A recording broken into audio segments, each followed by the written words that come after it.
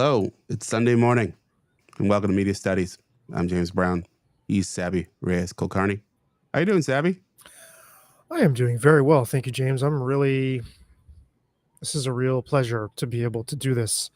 It's we setting up all the stuff and there's a little bit of stress, but when I think about uh, what we're talking about, I'm just like, this is nice. Hopefully it'll be that way for the audience too. Well, I mean, it's not a topic I would have picked, but that's the interesting part of it because I think it's a topic that I'd be interested in discussing. That's why I've been wanting to ask you about this for months at this point. You want to get right to it, or you want to wait a bit? I think getting right to it is okay unless you had something else on your No, mind. let's get right to it. I'm sure there'll be things that come up. They typically do.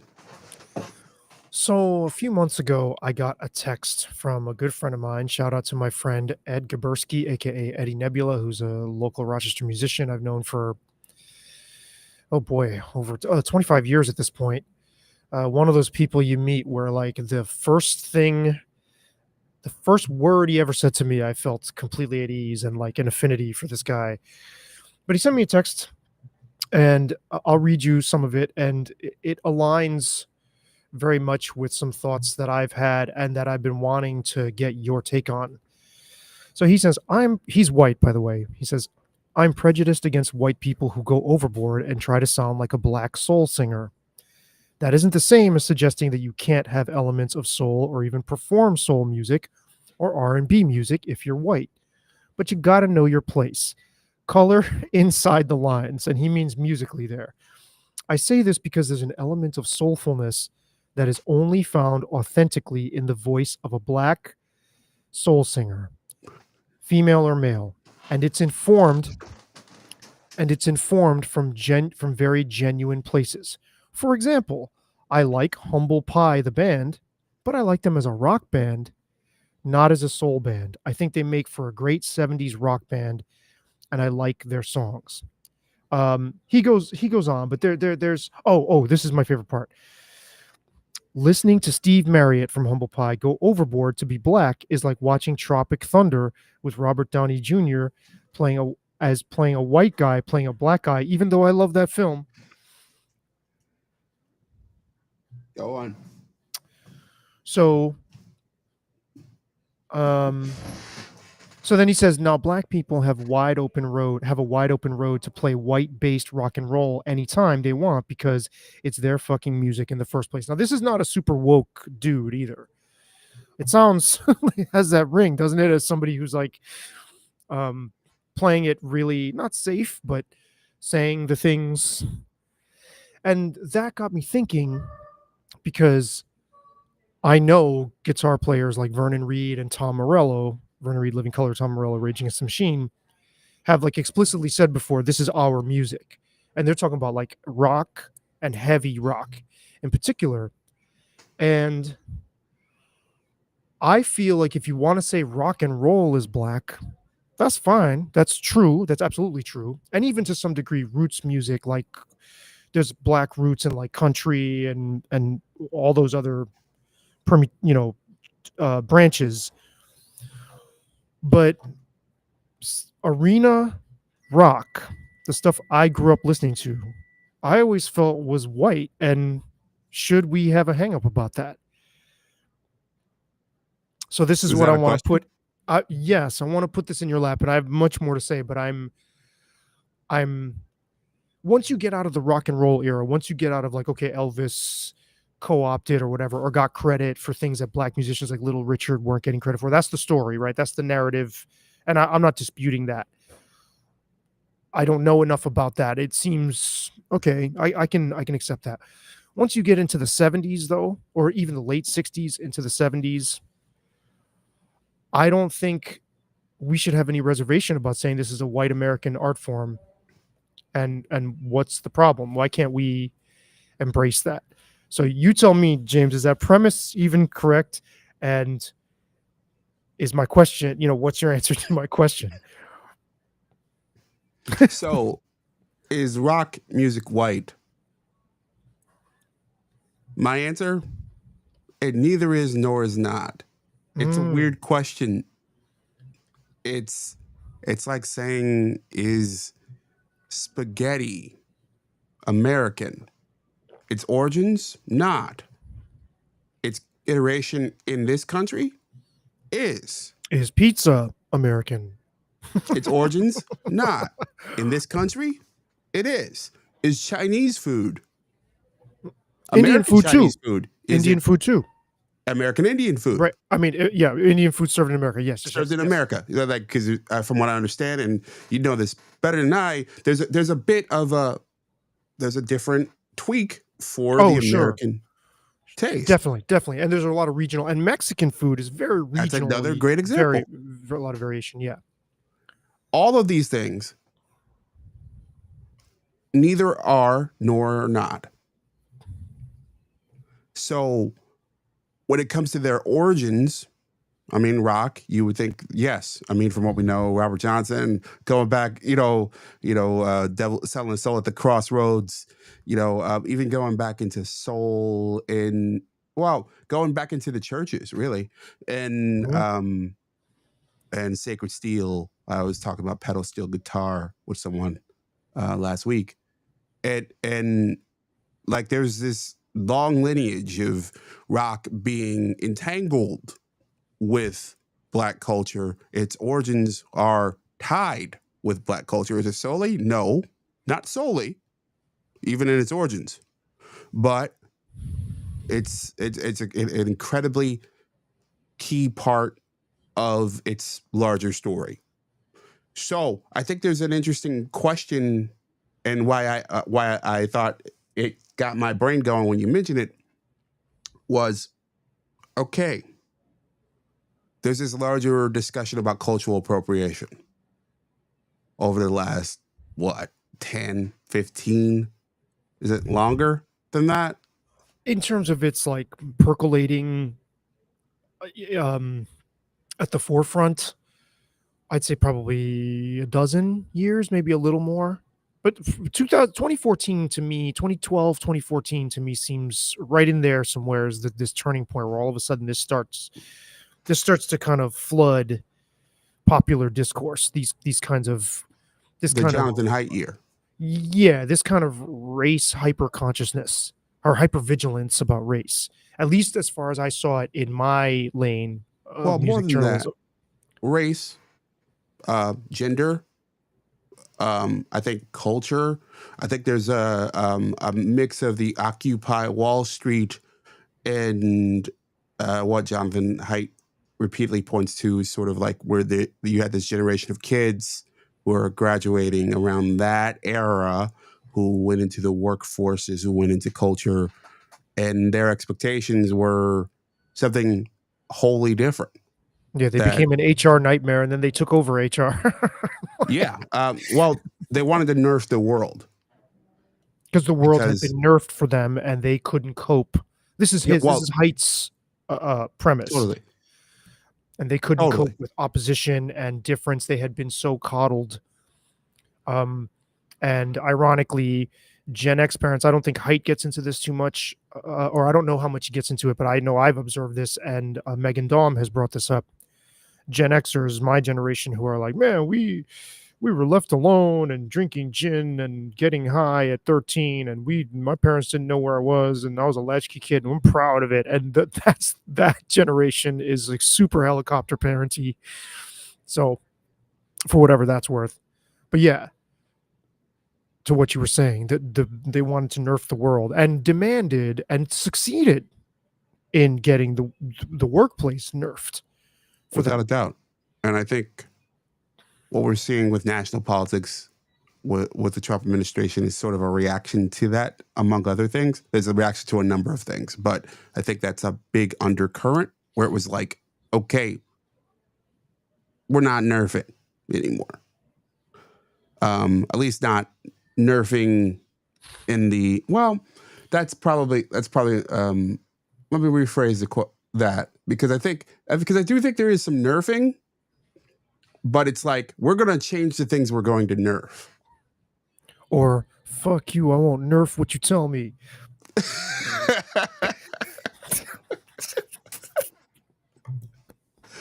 Well, yeah, I think,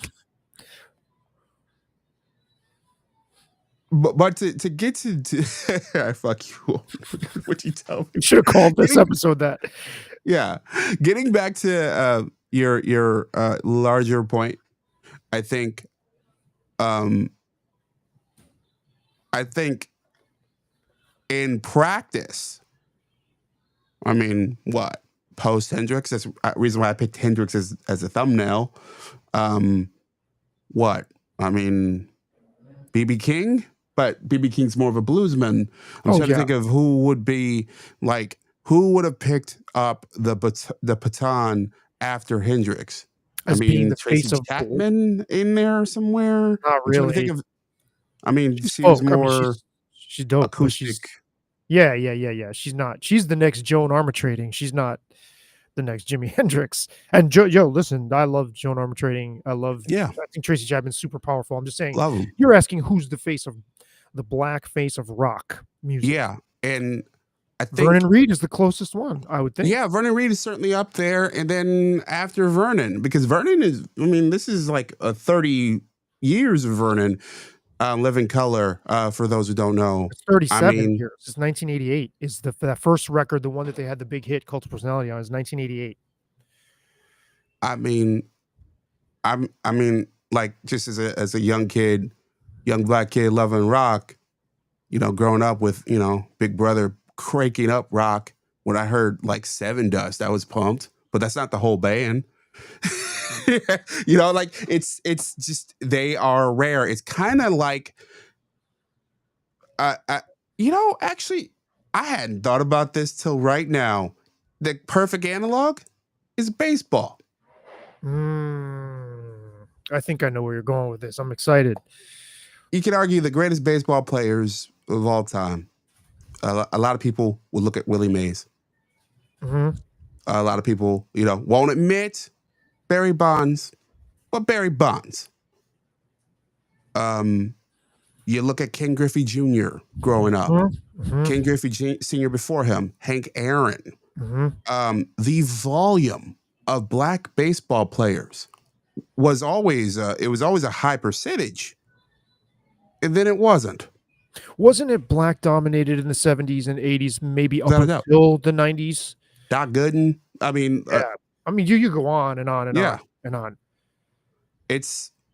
There was a shift, and I think it was a similar shift to rock music, where there was this sort of, we have this other thing over here, and these other things are more interesting, and these other things are more reflective of us, I'm assuming. I mean, that's where my brain goes. And I'm so glad you went there, because the flip side to this coin. So I didn't get screenshots for this. I can read sections if you want, or you can just take my word for it. There are two recent Jimi Hendrix reviews on Pitchfork, and they both just completely pander to this like this disgusting, perverse, almost like sexual need to find racial grievance everywhere, and to try to paint Jimi Hendrix as a figure who is unjustly marginalized. And maybe it's a generational thing because I'm 52, but I'm sorry, Jimi Hendrix is not fucking marginalized. Yeah.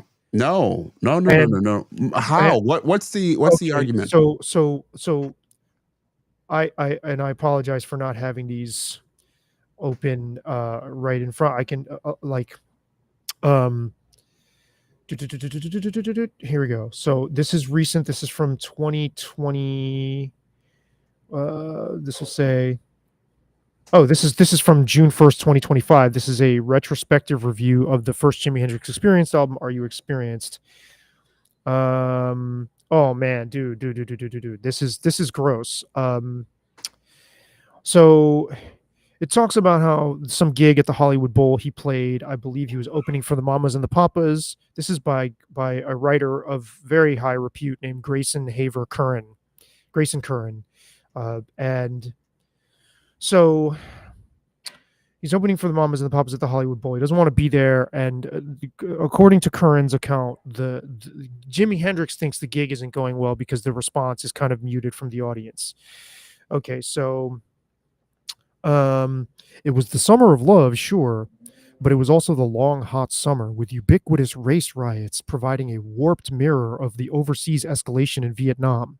The moment was charged, and so this lily white crowd was having none of the black man in his butter yellow pants and bejeweled jacket, even if he was letting them off easy. And that, okay, go ahead. You made a face. I'm going to leave. I want to hear your take on that to start with. I'll get back to my other point. Are you sure? Yeah, man, because I feel the same way as you when I fucking read that. This is perverse. And that's why I say it's almost like a sexual.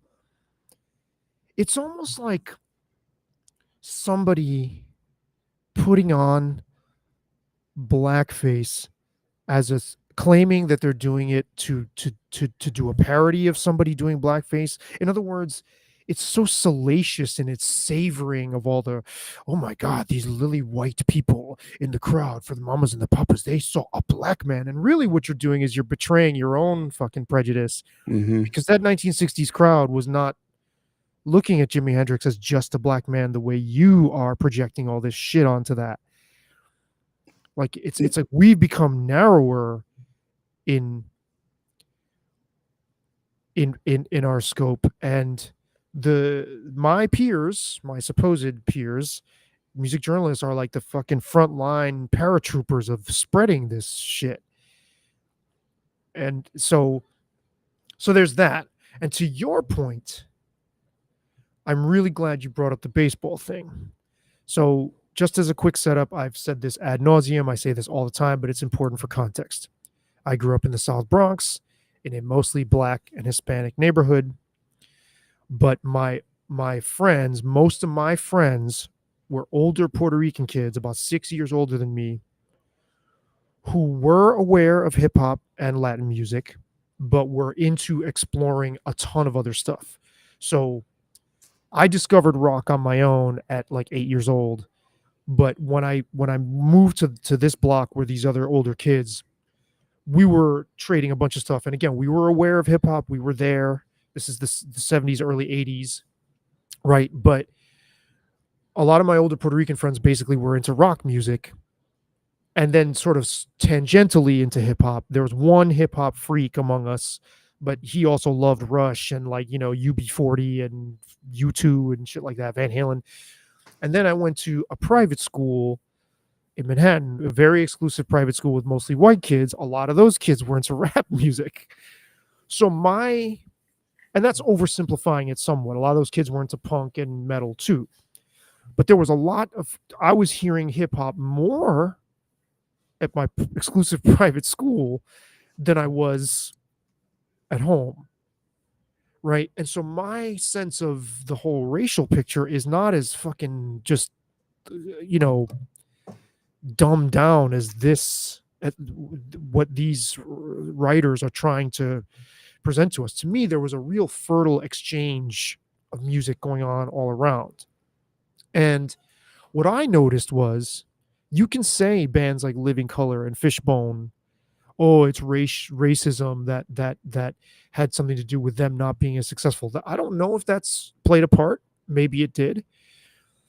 But Fishbone, for one, were so varied and all over the map, and you could go to a Fishbone show and they play like 12 different styles of music, that they weren't going to have everybody on. They weren't going to catch a big mass crowd with that, right?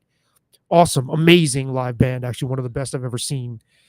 But what I noticed is the kids that I was growing up around, other than the kids I mentioned who were really exploring music, all the other kids around us were in lockstep with like whatever's popular on the radio, and they were into like sort of prototypical hip hop, what was then called freestyle, house music, anything that was being fed to them, they were into.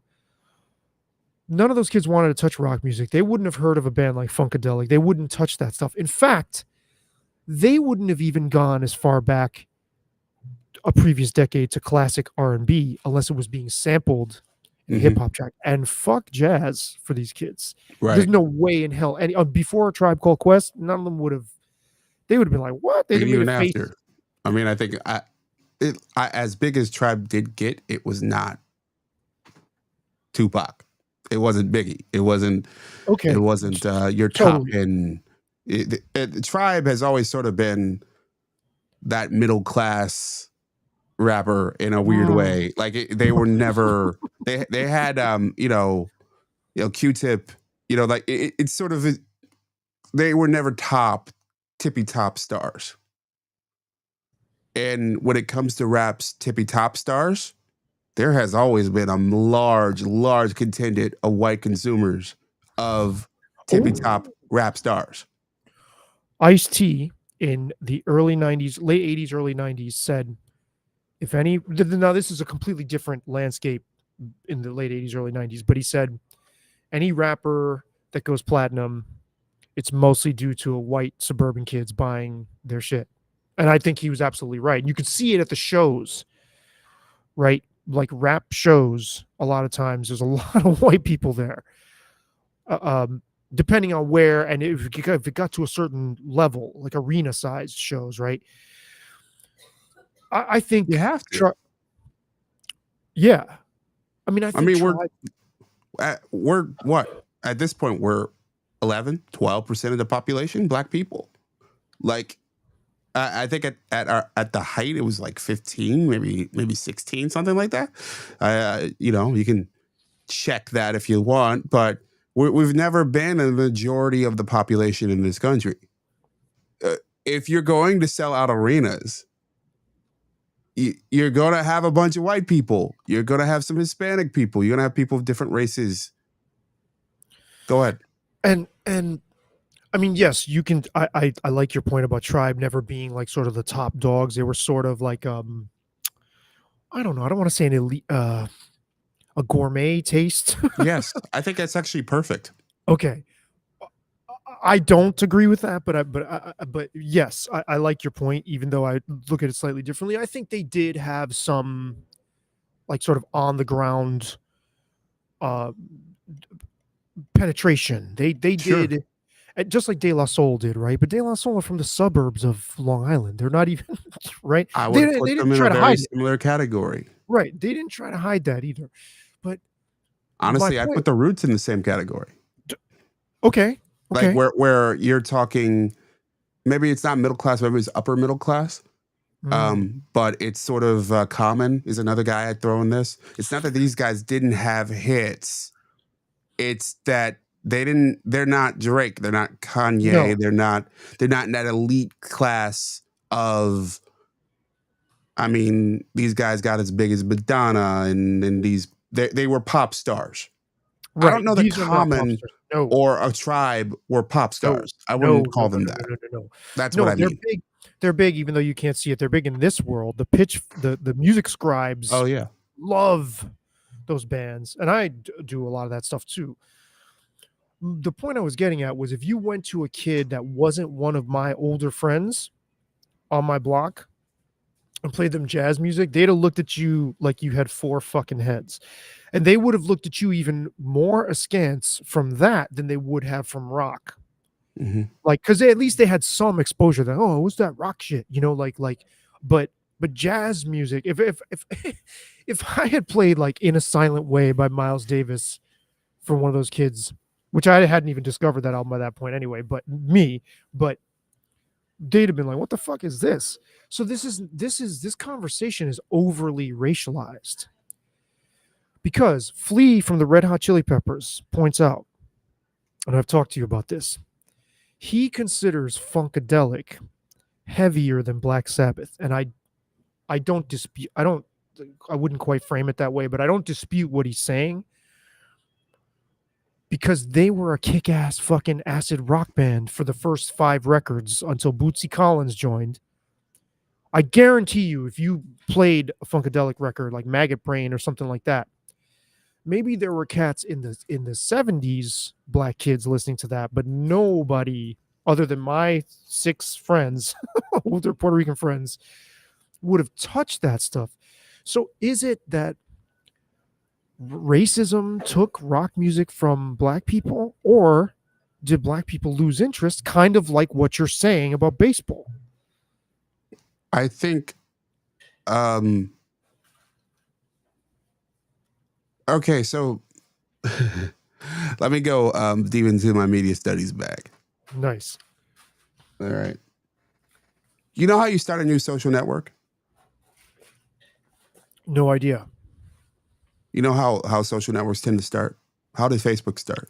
Oh, just like an exclusive, like it's like an exclusive little group of people that wants it for one purpose, and then it sort of catches on and gets out to everybody else. But that's not what they were hoping for it to be, right? It was just for Harvard kids to like check out Yes, freshman girls.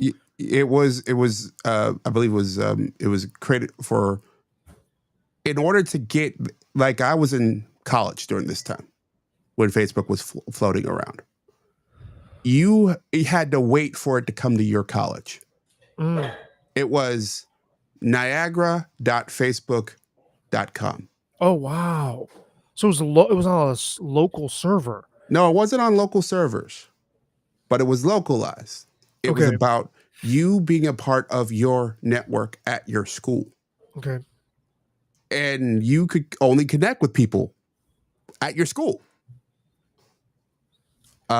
This is about and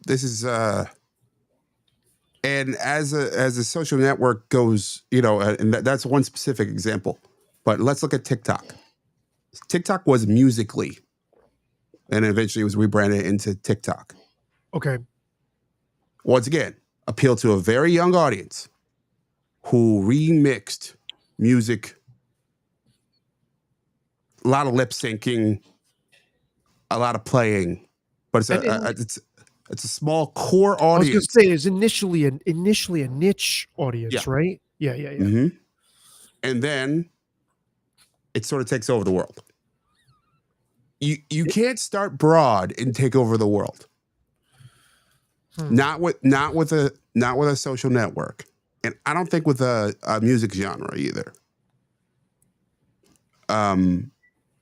It starts, or a subgenre, I would say. So I think what happened was there was the birth of this hip hop rap idea. And this idea was owned. But I mean owned. And some people still talk this way. It's crazy now.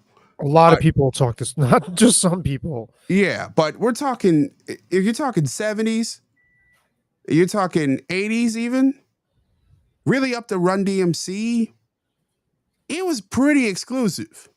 Right. You would get Latin people and you get black people. And even that has been hotly debated recently. Yeah. Well, but there were Latin dudes from the start, if I remember correctly. There were, but Puerto Rican guys, I believe. Yes, but the Lord Jamar argument is that they didn't. Fuck Lord Jamar. Hey, that's James talking, not me. Yeah, fuck Lord Jamar. Fuck Lord Jamar. I mean, like, dude, you're wrong here. Puerto Rican dudes were involved from the start. I mean, he doesn't say they weren't involved. He says they didn't really have a hand in creating. He's like, his point, which I'm neutral on. Yeah. His point, because I don't think it's as outlandish of a point as sometimes you might think, because he puts a spin on things and makes it super provocative. Yeah. But as a talk show host should. His argument is that black hip hop is, the architects of hip hop are black, and hip hop is a black art form that Puerto Ricans were involved in. They were coming over to black street culture. Now, Melly Mel, a lot of people who were there, that's what I'm saying. This is hotly disputed because there's a lot of people giving different, and there's some black rappers saying, no, actually that's wrong. The Puerto Ricans were there from the start. Oh, I think it's it's a soup, and this is very much on everything we're saying here. Yeah. Like, so I think it's a really fertile. There should be a panel debate on this. I would love to see that kind of thing. I would love to see it too. I would want to try to put one together and just be the that'd moderator. be great. And I'd say Puerto Rican people and Jewish people nearly from the jump. Well, you got to get Necro on here to talk about because Necro, who's a white Jewish rapper from the projects and a conservative right wing, he doesn't like lefty Wow. Jews. He doesn't like lefty Jews, and Interesting. lefty. He says lefty Jews don't like him. Necro is his name. Yeah, death, and he's a death rap guy. He Okay. combined like death metal, like gore stuff with rap. That's his Huh. whole thing. Unique. He says, well, if we're going to say hip hop is black, then what about the person who invented the sampler? Wasn't that person white or maybe Asian? Like, why can't they have a claim to it too? Which I think is a fair question. Mm-hmm. If you're going to start getting proprietary appropriation, proprietary on Mm-hmm. this is mine, this is mine, this is mine, right? If you're going to, because there is very much still, I think, in the church of hip hop, as you have called it, Mm-hmm. you must pay fealty to the fact that this is a black, that you are, as Jamar put it, a guest in the house of hip hop, and you don't see it that way. But that's, I think, a lot of people who uphold this kind of code want to lord that over anybody else who likes this music, and they want you to be self-conscious all the time that even though if you love this music and it might speak to your soul on a musical level, you still can't claim it as yours. I think it actually connects nicely to sort of the hyper liberalism, nerfing the world stuff from earlier. There's sort of this sense that you must pass this litmus test to be a part of this thing. And if you look throughout the history of mankind, I mean, that's how most religions started. That's how most cultures started. You are passing a litmus test by you. The reason why I think I don't think Judaism is the other one. I think Islam and a lot of other religions. The reason why in cults throughout the years, and I'm not saying all religions are cults. It's a different conversation, but most cultures, the reason why people wore specific things or didn't wear specific things or ate certain things and didn't eat other things, it was to keep the ideas, the culture, the cult, the community unique. It was a form of identification. And signaling to other people that you are a member, or to other adherents if it was more secret. But being out in the world and wearing something, you're signaling to everybody else you're part of this tribe.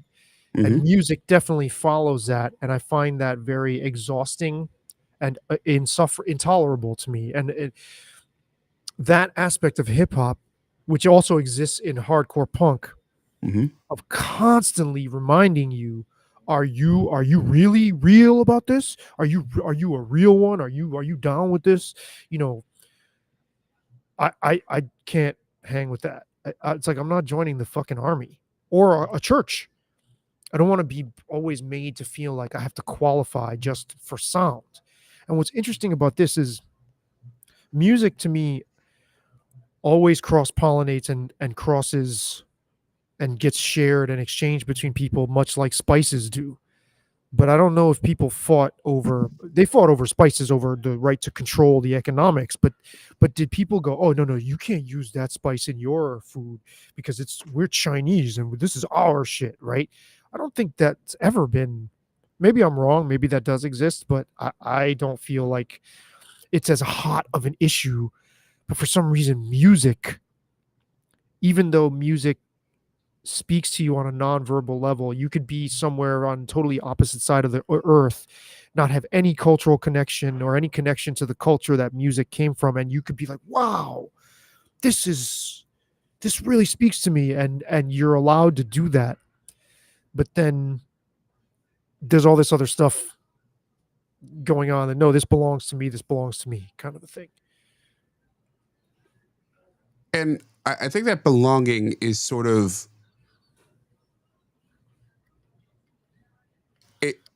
it feels good. It feels like you're part of something exclusive, part of a club, a part of something larger than yourself, and you are. And I think it's that belonging that I love that word. I hadn't really thought about it in this way until these moments. And it's two-edged in this sense, because this belongs to me and I Mhm. belong To with these other people precisely, who and I also think that's what own this happened thing. post Hendrix. All right, so like, okay, so Hendrix dies in the 70s. He was part of 27 Club. You have stars. Dobie Gray comes to mind immediately. Like who are doing kind of like, it's rockish, but it's not. Not no one immediately takes the throne. And then you have the birth of this thing, and this thing is ours. It's and whether right or wrong, and look, I think both things that we've said are great arguments, but these people feel like it belongs to me, and I belong a part of it. Who, long-haired suburban white kids? Is that what you're saying? No, I'm talking about black kids with the origins of hip hop, Yes, and yes, okay. people in the mid '70s as this sort of these the famous rec room in the basement of the projects in the Sedgwick Avenue. Bronx, Yep, yep, yeah. and you feel like you're on the ground floor of something. Hence, that's why I bought the Social Network piece. Mm-hmm. Like you're on the ground floor. Like I'll probably never delete my Facebook account. Like because it's sort of it's something I've been a part of now for a long time. No, well, it's my second account, I think, but doesn't. Yeah. I think I deleted the Niagara one. No, I think I lost a password for the Niagara one, if I remember correctly. Man, that would be so interesting to go back and check that out. Oh man, and I just haven't. Yeah, I lost a password, so I couldn't log back in. I ended up creating another one. Doing like archaeology on yourself. Yeah, that Online would be archaeology. fascinating, right? It would totally would. So you have this thing where you are.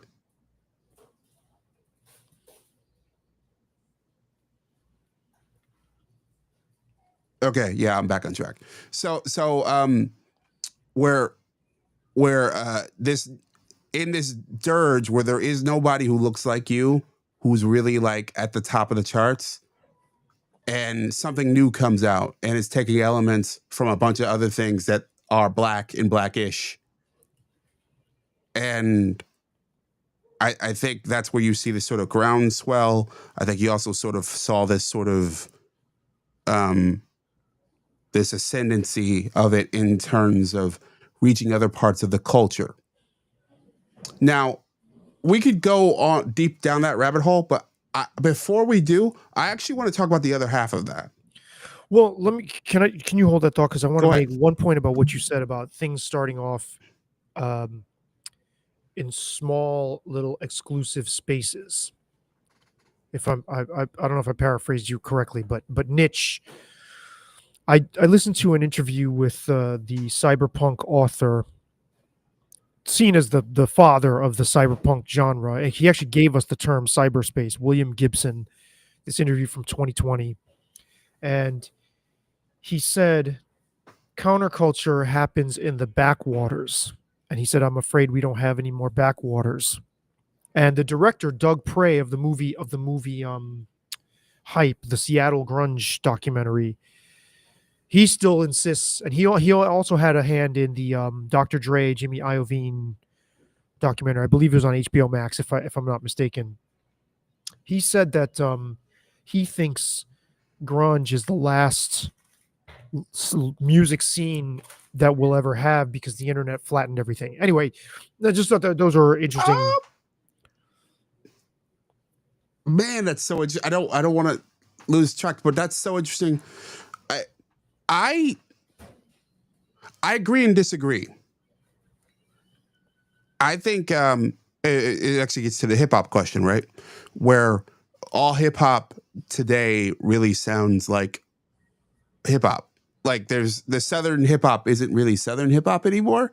There used to be an Atlanta sound. Right. There used to be a New York sound, and there's still beats that feel like they're regional. Famously in the last year, not like us. That's a very West Coast beat. But it was self-consciously designed to sound like that. Didn't organically just emerge out of a scene Correct. in a petri dish. The same is true in metal. There isn't a regionalism anymore. That I think you're absolutely right about. Because everything we have access to the entire history of music in a way that we've never had before. Right, and everything that's happening now, so that there's the cross pollination is much faster. It doesn't have as many steps to germinate, to sit and take hold while something grows in its own little patch of dirt over here. Yeah, I mean, and the other thing that just came to me to your point is hip hop still operates on this outsider mentality as if it is still an underground art form and as if it isn't the most popular fucking thing in the world, which it is now. I mean, it's the dominant music all over the earth.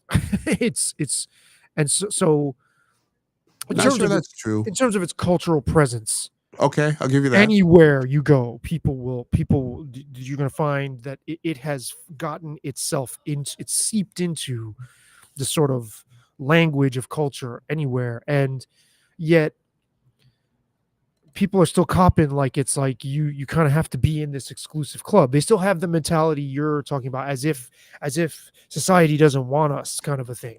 Mm-hmm. And that's crazy. Totally, it's a lie, actually. Mm-hmm. Without a doubt. It's like either they're bullshitting us or they're bullshitting themselves. Yeah, it's certainly denial. And it's certainly, it's a religiosity. And it's thinking that my God and my garments and my communion and my prayers, are uniquely mine. It's that belonging thing again. And there certainly was this sort of latched on, and is that, as you said, latched on belief that hip hop is something that is beyond the music industry, even though it's clearly a product of the music industry. There's also obviously, and I think you astutely pointed to the sort of larger cultural impact of hip hop, like the idea, like even the term beef, it is omnipresent, and it's not just black people using the term. It's everybody uses the term. So many terms, almost all American slang for the last 40 years flows from this one source, and or so much of it, right? And it just becomes like white people walking around like suburban moms, like saying these things because they're hearing it from their kids. Yeah. Well, all right. So for those of you who don't know, I'm 41, and you think of my high school, my group, we're most of the young parents at this point, sadly, because that's a whole other conversation that I'd love to have. I do this in short form. I want to do a long form conversation on sort of the state of American families and procreation in the world at some point. Not right now. It's not a small topic. Yeah, but it's one I'm fascinated about it, and sure. I get emails about why do I keep writing about the population, Like, why do you keep talking about the population? Well, it's Like, because, what else is more important? well, to digress, keep going down this. I live in a neighborhood in Rochester. It's called the 19th Ward. I grew up not far from here. When I walked around these streets after school, there were litters and litters of kids just wandering Mhm. these streets. Roaming the streets, yes. And Now there's this like today, cricket, like you don't even hear. It's like a ghost town in that neighborhood. there's a few kids who go outside and play. They play basketball, and it's so weird for me to be the old man driving down the street and having them like part the ways like I used to Mhm, long, long ago. mhm. But it's not litters. There's a few kids on these streets. So what? And when these are choices that we make by not not having families, by having smaller families. There's consequences to this when a society decides these things, and we're only beginning to see the consequences of them. Right, the cascading effects of it. No, I don't really think there's anything more important to talk Yeah, about. I mean, it's kind of like if somebody said, "Well, James, why do you talk about breathing so much?" It's like, well, you know, it's right. Like the how we are having children or not. It really is how we're not having children, right. and everything else that we're these other ripples we're feeling from that is huge. I mean, you could do a whole series on this. Yeah, and it's all things I have in the hopper. Sure. I want to do more, but to get to my point is that the 30-ish, 40-ish American, whether no matter what your race, if you grew up in this country, you were bathed in hip hop vernacular. Totally. The all kids from who It's grew up in there's your time no period. there's no boundary, Right. and um, and depending where and of course, there's some country, there's a lot of pop, um, and some rock, but there was a shift that happened that I'm still kind of grappling with. It's a conversation we've had a couple times in different ways. I think mostly off. Is that there just has not been that really, speaking to the point about, grunge, there hasn't really been the American group that took the baton and moved it forward. Um, I think hip hop is actually at a point where rock was then, Mm. where okay, there was this big explosion. Yeah, there's all this creativity and all this interestingness, and then where is it now? Hmm. Good And your question. top acts now in hip hop are, I mean, Drake is known for, basically being in a room with somebody for a couple hours and then coming out talking like him and stealing, Stealing his stuff. dubstep and dance hall and reggaeton and trying to bring in all these things, which is cool. But hip hop as a genre itself, the well seems drying. It seems like we're fracking, and it seems like Ooh. and and like it seems like with rock, we fracked and the well went dry. Oh my God, we're in like I don't know, whatever you get to when you get past the lowest level of fracking, when you go to some other dimension or something like H.G. Wells, like I don't know, Sure. because well, in terms of so in terms of the mainstream sort of mass appeal stuff, I would say yes. There's a lot of sort of self cannibalizing in both of these forms. Like they are just reaching back and redigesting their existing vocabulary and just drawing from that, almost like both forms of music mainstream wise are just almost like undead. They're like zombified. Hmm. And yeah, it's it's like Cypress Hill just did recently, like last year, in 2024, a Tiny Desk NPR concert, and they just did something with a symphony orchestra too, Yeah. which I'm all about. I mean, Sir Mix-a-Lot did something with Yeah. a symphony orchestra in the 90s. I mean, I'm all about that. That shit is cool. But it's like, well, okay, are we really going to keep this facade going that this is like super underground stuff? I mean, this, like you're saying, if you were growing up in the 90s or even in your 20s in the 90s like I was, you're just perfectly put, you're bathed in the vernacular of hip hop. So then these motherfuckers come along Mm-hmm.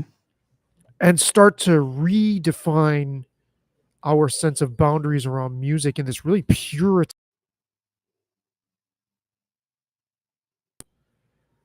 like, oh well, that's I am. And it's like, why? What is the point of that?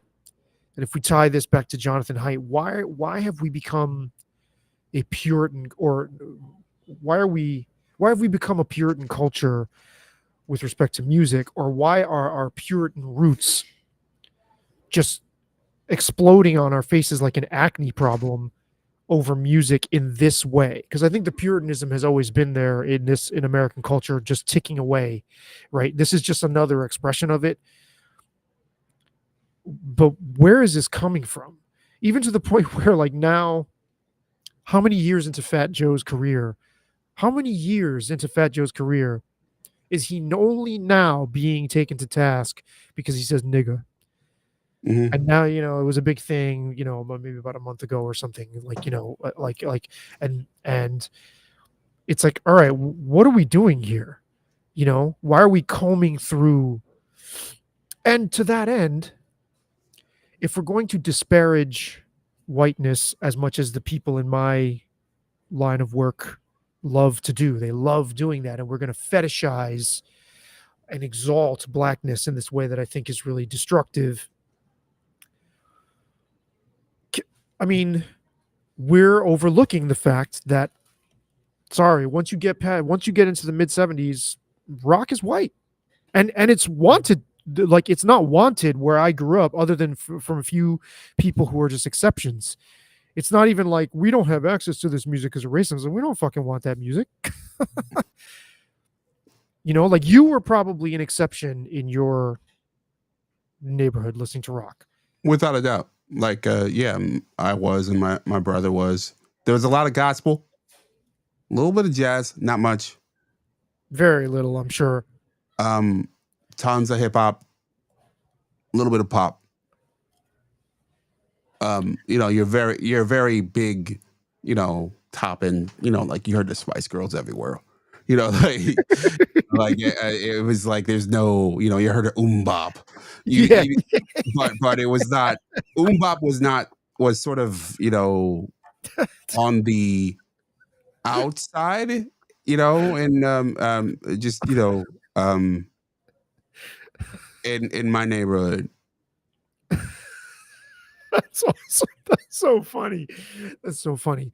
I mean, It's fascinating. I mean, because some of us, most people don't know. Like, I grew up in a housing project most of my childhood, and uh, and I remember walking through and hearing "Wannabe," and, like, I don't know, was it 96, 97? And I'm walking through the courtyard to the house from the basketball courts, and I'm hearing "Wannabe," and I'm like, that's different. wow. There are just some stuff that crosses over, and Sure. there was always a song or two or maybe three a year that did. And "Wannabe" was certainly one of them. Did you play basketball? Poorly, Okay, but you still tried. of course. Did I'm you? a black man; it's a requirement. How much shit did you get for not being very good at it? A lot. Okay, yeah, that's what I thought. That's what I thought. I remember somebody, this guy, who friend of mine from college, or when I was in college, he played guitar, He's like, "You're from the Bronx and you don't play basketball?" I was like, "Yes, I don't play basketball." But see, what did your brother turn you on to? What groups was he rocking? What rock music was he into? He loved Buddy Holly. Oh, okay. Whoa. Yeah, he loved Stevie Ray Vaughan. Okay. He loved BB King. He was the first person who played the Wallflowers for me. He had their first album before they blew. Okay. Wow. Okay. So he was sort of he loved he didn't love 80s rock so much. He loved Dylan. He loved where I'm trying to think of the other one. They died in a plane crash. They Yeah. Leonard Skinner? No, that's not what you're talking about. No, he loved Skinner too. Okay. And okay. I've come to love Skinner as I I've do gotten too. older. It's just like there's something that's infectious about them. But they're not who I mean. Allman Ray Brothers Vaughan- was on his list. Okay. But his go-to was Jimmy. And Okay. Jimmy and Stevie Ray Vaughan. Okay. Right, because Stevie Ray Vaughan loved Jimi Hendrix to death. Yeah. Stevie Ray Vaughan died in a helicopter crash. I don't know Okay. if that's so. And then Buddy Holly died in a plane crash. Maybe I'm confusing. I might be. You may be, or there might be another one that I don't know of. Who, and then Skinner. Elvis Costello was on his list too. He was a big Elvis Costello dude. Yeah. Yeah, I mean, so that's similar to my brother. Definitely was not into rock music, but these older guys were like older brothers to me, and I had already found this stuff on my own, and then they introduced me to other stuff. And I mean, I always tell this story. The same guy that introduced me to Jimi Hendrix also introduced me to the Sex Pistols, to Eddie Palmieri, the Latin percussion player, and Max Roach, the jazz drummer. Cool. The same guy. And that guy also introduced me to Rush and Motley Crue. Whoa. So that's just gives you a sense of where we were. Another, like his best friend on my block, they're at the same age. That dude introduced me to Depeche Mode, Steely Dan, brought Public Enemy to our block. It was the first one to rock a Public Enemy album, and introduced me to Straight Outta Compton. Interesting. Yeah. Okay. That's a mix. And almost all of us loved the shit out of Rush. Yeah. Well, it's when I think of Rush, I think giant. You know what I mean? I think stadium. I think big, overwhelming, immersive sound. Not so much stadiums here, but they were an arena rock act that was on the radio. By the time I was, you get to 1984, I'm 11 or going on 12. Yeah. And when 84, 85 is when my friend Wilson Rodriguez, I've mentioned him many times in other places because I was standing in the doorway of my mother's the apartment I grew up in, and he was there with his Walkman, and he put the headphones on my head and played me Tom Sawyer. And because I was like super into Van Halen, which I still am. And he was like, okay, that's great. He liked Van Halen too. He's like, but just listen to this. I will never forget that moment in my life. Like literally put headphones on my head, press play, and instantly I was like, oh shit. You had a literal Garden State moment. Yes, if you must put it in the hate. And I don't like that fucking I love you man shit either. I hate that stuff. I'm really uptight about shit like that. Can't stand I love you man and all that nonsense. But yes, for all intents and purposes, yes.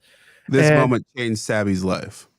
Pretty much. I mean, I'm super into that band, and not just that moment, but just like I said, he had me in his room, press play on Jimi Hendrix, and played Purple Haze. I had never heard it before. I was in high school. Again, he did the same thing with Max Roach. I didn't fucking know jazz from, ass from my elbow, like at all. Like I wouldn't have known what that was even, or what, how to even, you know what I mean? Hmm. Um, and that's super, super important. I don't know if we have that so much even anymore with, I'm sure we have kids trading playlists. Sure. That's great. That's fine, you know, but do we have like just, oh, my friend is really into this and hipped me to something? You know, I don't I, know. I'm not that age, so I don't know how much that's a thing. I think you have my friend uses this background music for their Instagram reel or Yeah. TikTok, and they keep using it. And I've discovered lots of music that way, and I imagine kids are doing that as well. And that's great, but there's something about trading. Another friend of mine, another older Puerto Rican kid named Danny, turned me on to fucking Blue Oyster Cult. There's like Oh, the nice. like there was no, and even, there weren't many of us who got into them in that same group. I did. But that's a really like obscure, not that they were obscure, but like it wasn't congruent with everything Yeah. else around us, And I feel very, very, very, very extremely lucky, even blessed to have landed in that kind of peer group musically, where I was already on that anyway, but just being omnivorous was the standard gear, because everybody else around us, like I said, we were on an island with that. You could tell everybody just whatever song was fucking on the radio that summer, that's what kids were rocking. And and then after a while I started buying a bunch of rap stuff too, and after a certain point, it just got to such a critical mass you couldn't escape it, and nor would you have wanted to.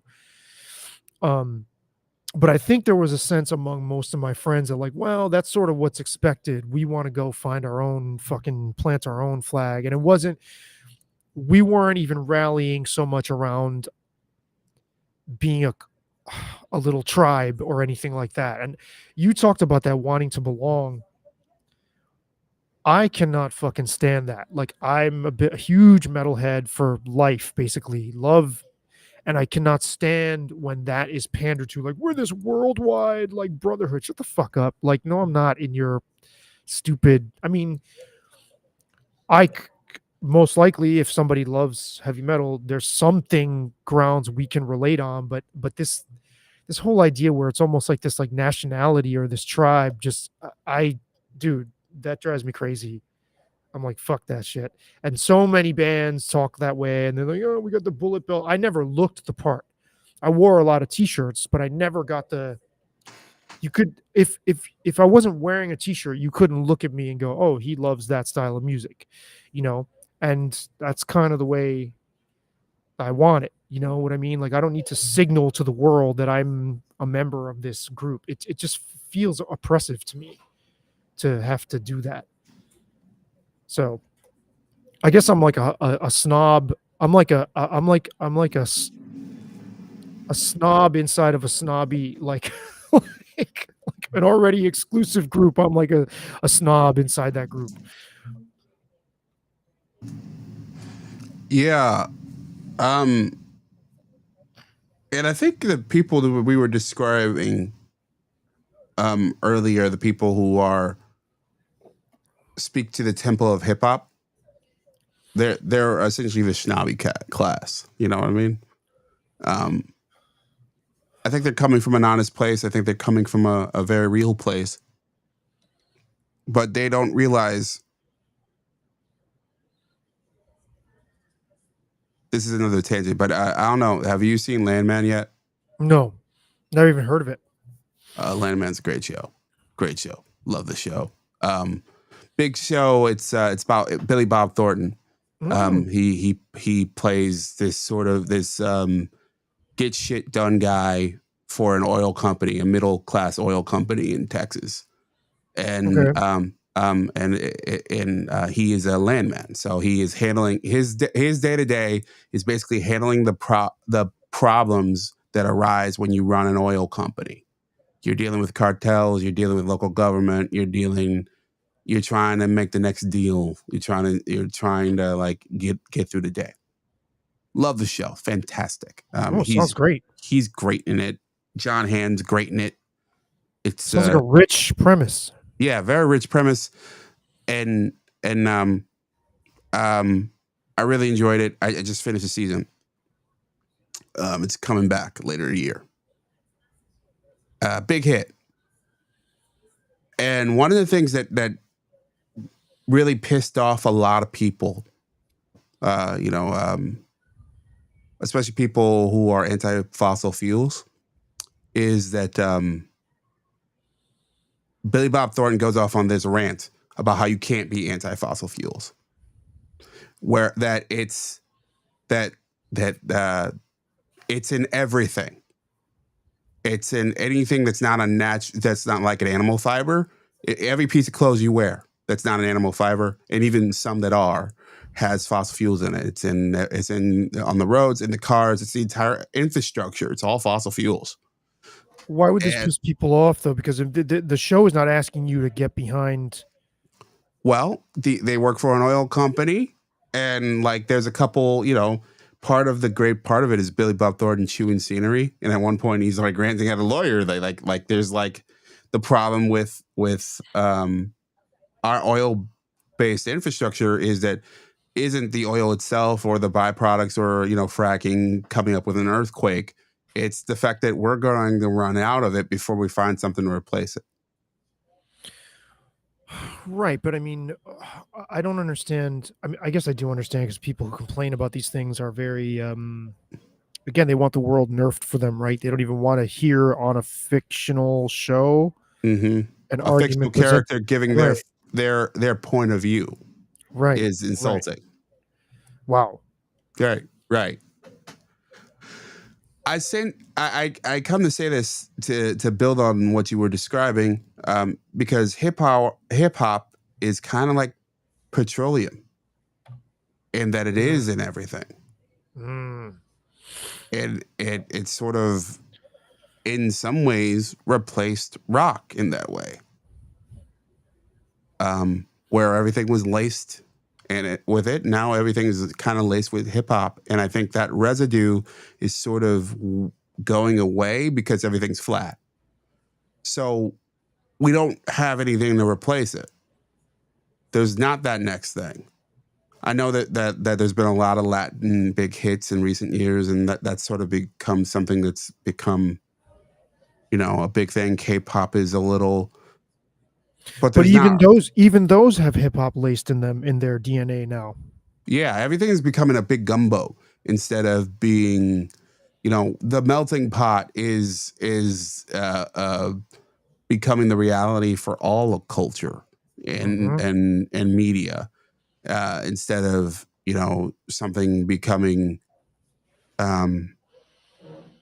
pure. It actually gets back to our I don't want to call it an argument, but our conversation the last time we did this, we were talking about comedians and how those shows aren't purely comedy shows.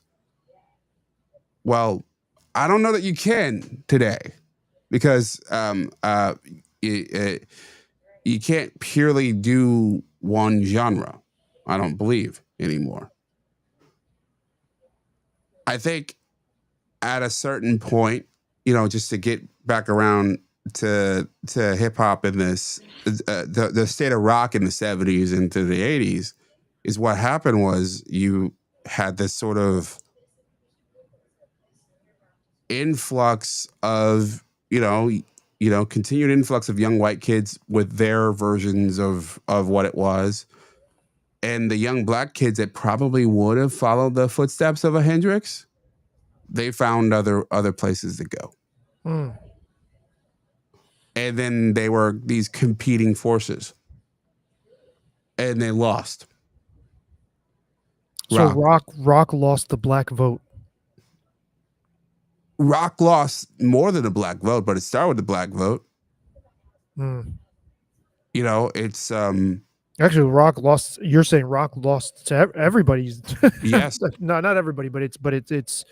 I mean, they lost the country too. They lost having the majority constituency. Yeah, because what we've seen is sort of this country hip hop world grow, in country world grow, and rock world shrink. Yeah. I'm good. I mean, and your baseball analogy is perfect there, because that's also what happened there. Yeah, you had a lot of guys that would have been baseball players became basketball players Oh, and then definitely. football players. Oh, without question. Which is interesting because baseball is much less punishing on the body, certainly than football, but even than basketball is. It's not as demanding physically. It maybe is in terms of, I mean, obviously the number of games. It depends what position, obviously, you're playing. Or, But shortstop, you're going to I get think for the more. most part, you're right. But I mean, basketball, you're fucking constantly, you don't do that in baseball. So, um, and that's another thing that I've always found. And that's, not to get on this tangent, we've talked about this a lot over the last several years. I don't think the so-called, well, not the death, but the decline. I don't think the decline of baseball happened just organically. I think it was hastened along by outside factors, but that's a story for a different day. I don't think that just happened. But I mean, now you look, there's hardly any American black players. Well, there's even fewer American players, period. Wow. I mean, there's still white players, yes, but there's Yeah, less. there's more than black players, but they're Latin. Yeah, right. It's like Yeah, totally dominated by Latin players. yeah, and Yeah. increasingly from Korea and Japan. Yeah. Yeah. Yeah. So to Oh, put by the way, is similar stuff is happening with basketball too. That's a hilarious part. Oh, yes. Yeah. Because you're seeing, Luka Doncic is obviously, if not the most famous basketball player, is one of them. You have Wemby, who's African and French, and I think he's biracial as well. I was gonna say Milo Yiannopoulos, Giannis. Giannis is the first one. I believe there's a streak of the last 10 MVPs of the NBA. None of them are American. Right. So that's the sort of the canary in the coal mine for basketball. Where are those kids? Where are those black kids going to go? Back to rock and roll. I think some of them became football players. I think I'm a big MMA fan. I think some of them, have ventured in that direction. Well, why would you logistically? Okay, it's one thing if you love football, but not everybody gets into sports from a just pure love of. There's this sense, and rightly so, that to get into the NBA, you're more likely to secure the bag or you get guaranteed contracts, et cetera, right? Why would kids start veering away from the NBA? What black kids specifically? Popularity. It's that simple. Okay. Like football has been supreme. Sure, of course, without question. Forever. Like it's not even close. And I think it's so funny to watch. It's a perfect media game. Perfect. How so? It's 3 hours, almost 3 hours exactly. There's stops, perfect stops for commercial breaks. Yeah, that is true. It is all stop. How do most media companies make their money? They make money off commercials. Yeah. No, it is perfect for that. The NBA is sort of, and they've made it worse through their choices in terms of their having challenges at the end of games and review. It's sort of yes, it's a frenetic game. Yes, there's stops and starts, but it's not as perfectly shaped. Also, all the games, not all, but most of the games are at one time on one day. What's dumb? So you had this sort of like it's actually an easy watch. There's a lot of people who've complained about how the NFL is spreading out their media rights through all these places. You're saying it's a good thing that most of the games in football are on at the same Without a time. Sunday. doubt. Okay. You I know how much of a commitment it is to follow the NBA? No, because I'm not that interested in it. I It's think if you're following one team, you got to commit 3 days a week. mm, Like Major League Baseball, you got oh to commit sure, what, 5 5 days a week, 6 days a days a week. Yeah, week? yeah. Like it's if I'm a Bills nut. For those who don't know, if I want to follow the Bills, I want to watch the Bills game, and that's the bare minimum for most fans. They just watch the game. There was us crazy people like me who listen to 80 podcasts on it and whatever. Well, there are fans that like the sport itself in addition to their team. Yeah. They like their team and then the whole sport. There's a lot of fans. There are fans that just only Well, follow their team, but then there's fans that follow the whole thing. let's start with just the base level and we'll work our way up. Base level, you support your team. It's one game a week. That's one game a week. That's 3 hours. That's it. You walk away. You got a result. All right. Let's say you want to watch the league. Okay. You can watch your team and another team comfortably. You got what? That's an afternoon. Mhm. You can walk away. And typically on Sundays, not always anymore, but the whole appeal has been that Sunday afternoon, you either go to a bar or you Yeah. sit on your lazy boy and do your thing. Sure. Or you watch, Sunday Night Football in your team, or if you just watch Sunday Night Football. Like it's an easier, it's less of an investment. It's easier to follow than those other sports. It's a perfect media sport. Perfect. It looks fantastic on TV.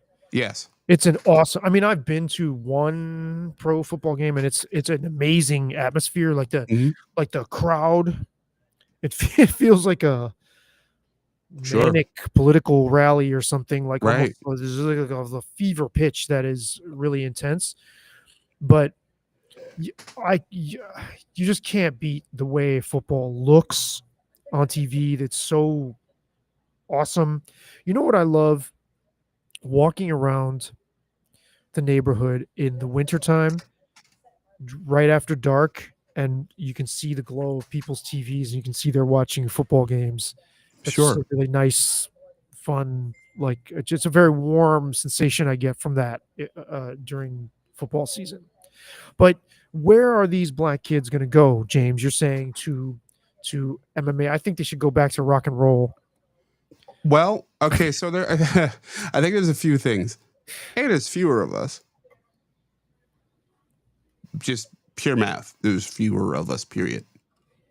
B, Keep mating if you keep mating with white people, there's going to be well, I think that is part of the equation. Sure. I mean, if you look at, Pat Mahomes is a great example. I believe it's you and you look at a lot of both NBA and NFL players, tons of biracial kids, and we're going to see even more in the next 10 to 20, 30 years. So I think that's part of the equation. I think and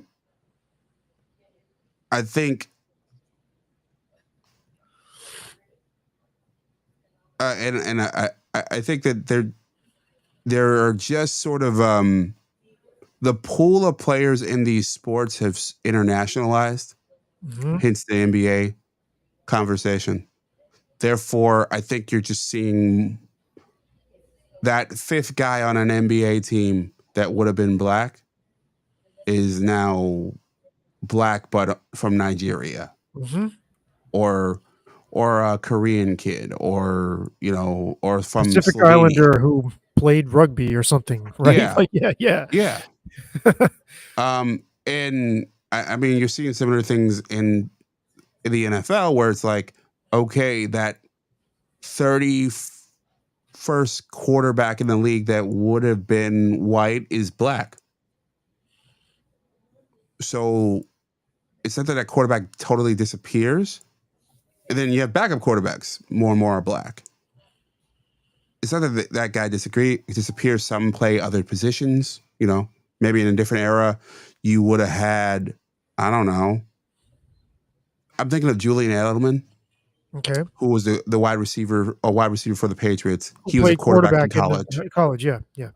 Maybe in the 90s or the 80s, he would have been an NFL quarterback. Because they would have given fewer spots to black quarterbacks, is what you're saying? Yeah, I mean, look, I love football more than most things, more than any human should. But look, there was a clear bias there. Very long time. Charlie Ward should have got an opportunity to play NFL football, and there's a lot of bias. Part of it's racial, and part of it is just type style of player. Right, Um, because the same bias existed against Steve Young. Steve Young, Doug Flutie, Yeah. like the guys who ran first was sort of like it was seen like a non thing. And most successful black quarterbacks, Tommy Frazier comes to mind, Nebraska Cornhusker national champion in the mid '90s, great college quarterback. He didn't get an NFL sniff really, you know. Mm, A white guy, Eric Crouch, comes to mind too. He was also, Nebraska starting quarterback, national champion, and he got switched to safety mm. because he ran around. There's these are becoming a bit more competitive. Well, and I think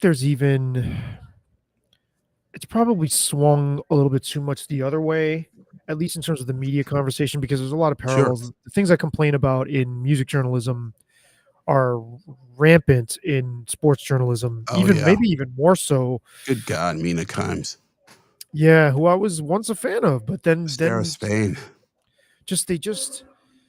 I think they can Pablo taste. Torre. Yes. They can taste, right, that there's a reward. It's like your salivary glands. If you're an opportunist, you know where your bread is going to be buttered. Musicians do this all the time too. They say things that they know are going to be the safe thing that gets you reward. And, these conversations over even Lamar but Lamar and Josh Allen in the It was MVP versus. race.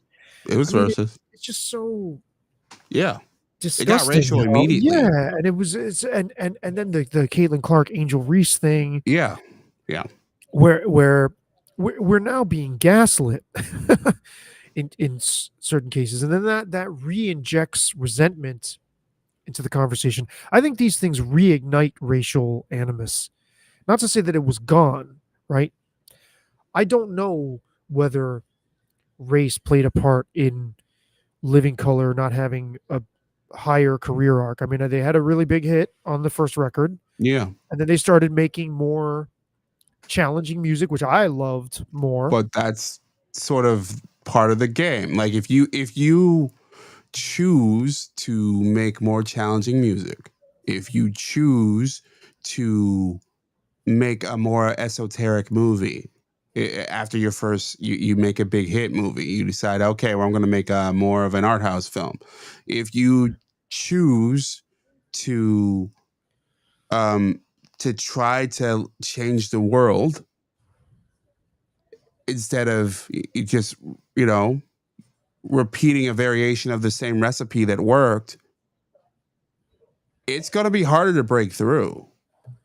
So I would guess that with Living Color, that was part of the equation. I don't think race was necessarily, I wouldn't say that was top of mind.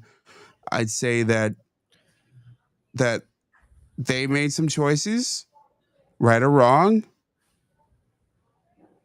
and they got some bad breaks. I mean, I don't know if they. I honestly don't know. Even though I love that band, and actually that's the band I've seen the most of any band, just almost by accident. But they were on the first Lollapalooza for their second album. Three of their albums. So they did 3 albums. Then they broke up in the middle of making a 4th one.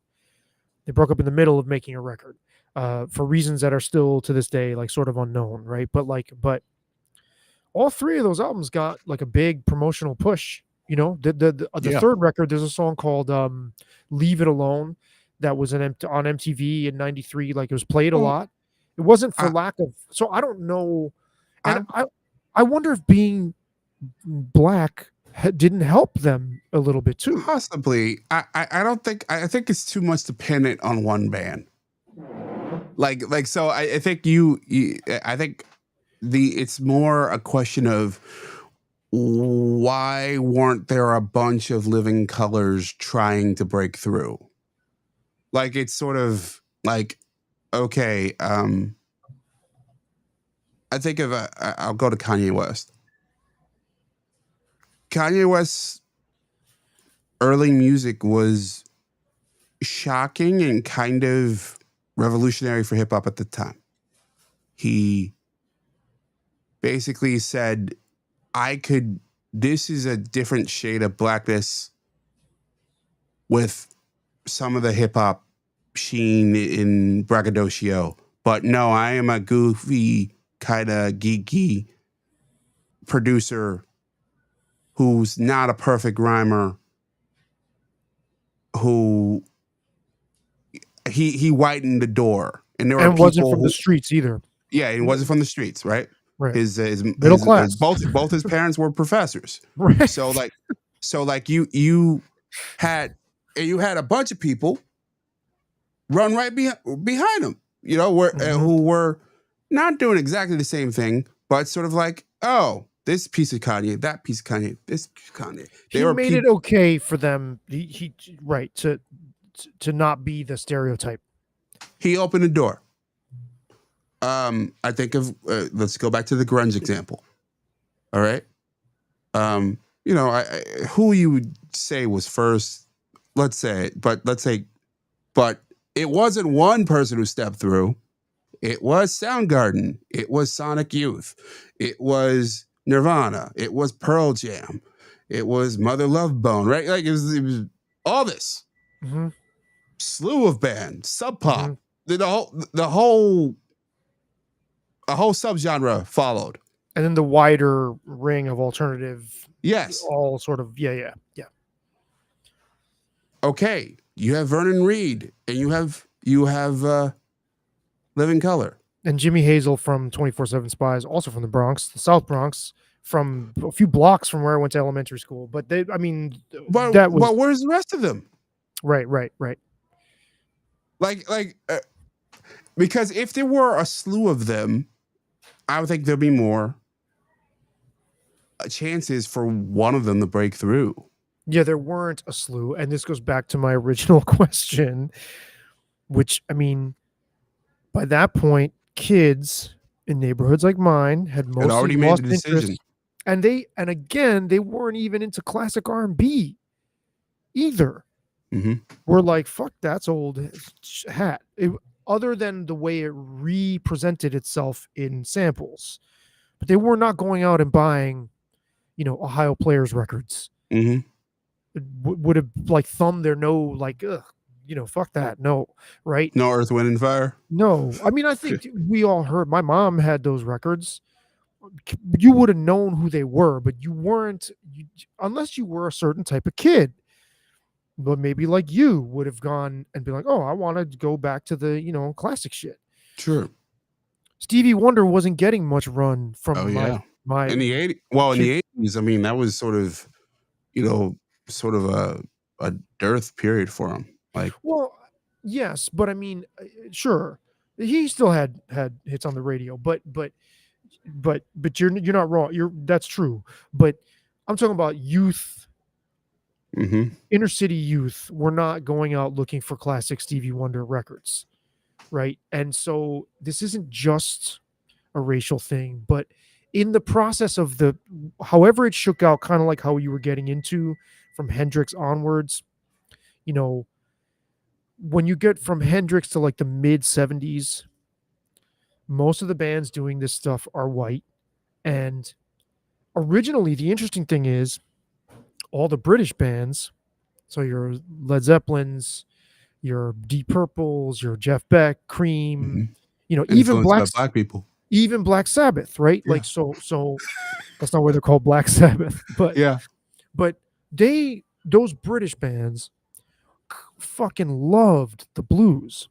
In fact, Ian Gillan from Deep Purple, I don't know if this is true or not, but according to him, he said that British kids in that time period, the 60s, were hearing blues records by black artists that American white kids weren't hearing because radio here was segregated. So they were getting that stuff.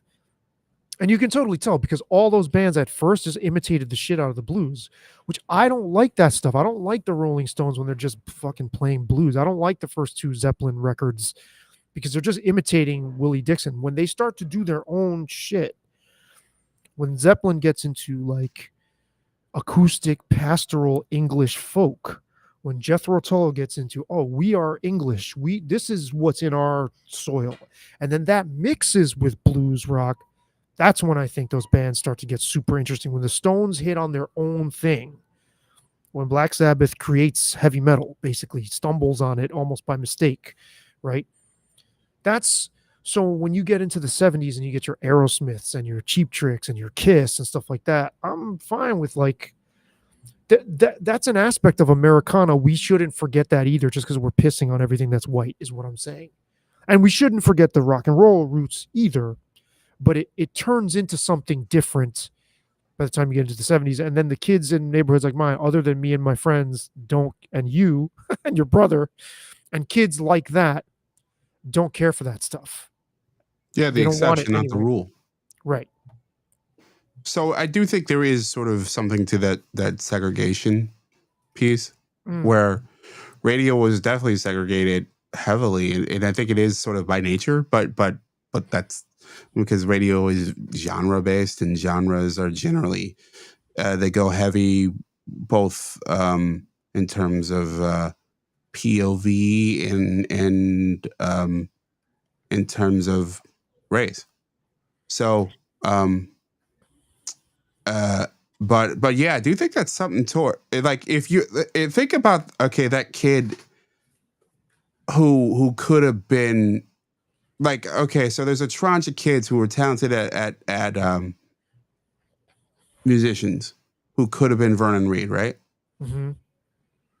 In they're the early 80s, and they're listening to stuff, and they're looking around and they're like, they see all their friends listening to this other genre. It takes a lot for a kid to say, fuck all y'all, I'm going to do this over here. It's not that it doesn't happen. It's just difficult for that to happen. Sure. It's you're signing up for some grief. Yeah, I mean, isn't that childhood? I mean, yeah. I mean, and well, that's childhood especially, but that's life. Sure. But here's my other question though. How come they didn't follow Prince? Prince rocked the shit out of a guitar.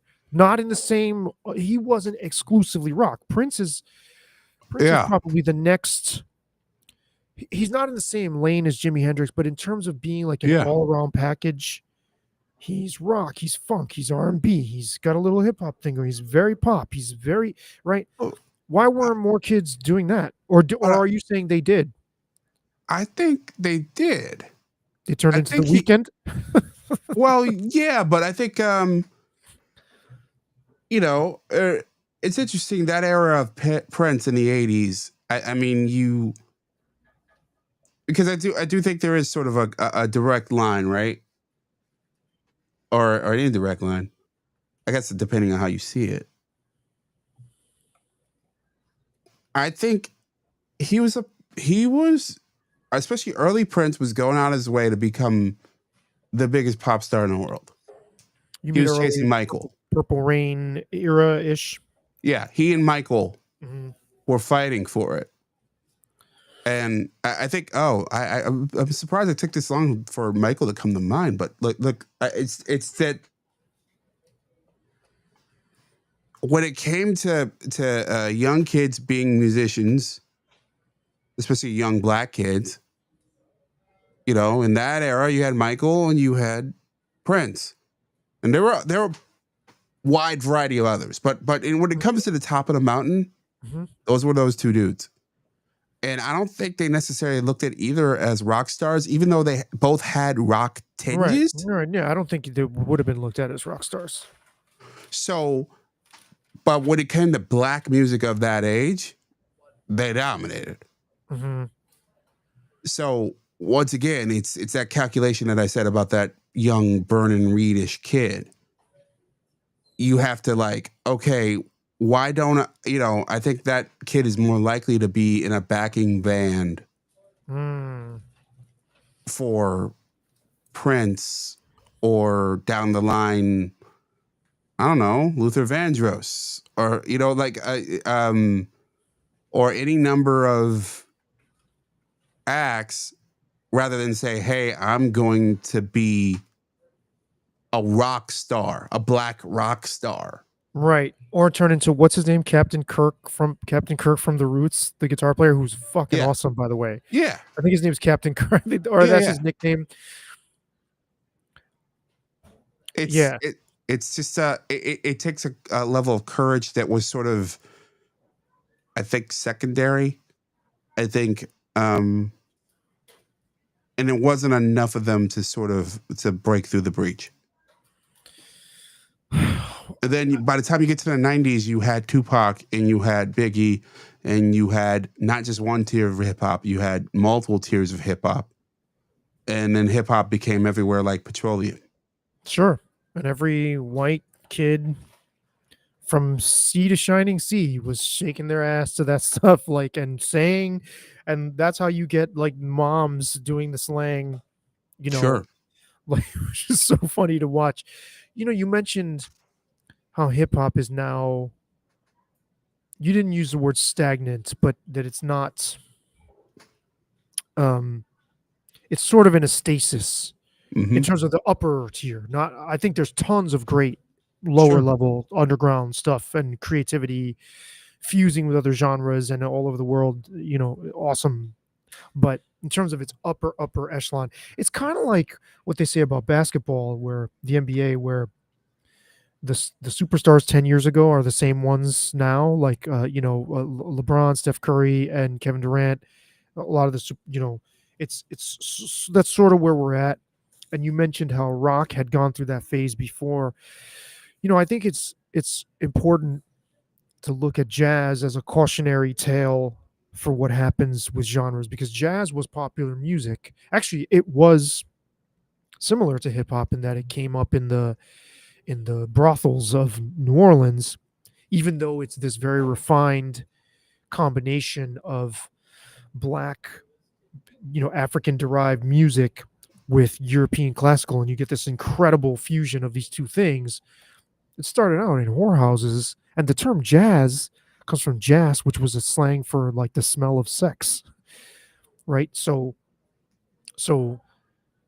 then you get to, by the time you get to like the early 70s, it's this museum music, it's very highbrow, and it has never in the US really recovered from that, other than for hip hop artists sort of reintroducing it, but it still really hasn't like caught on again.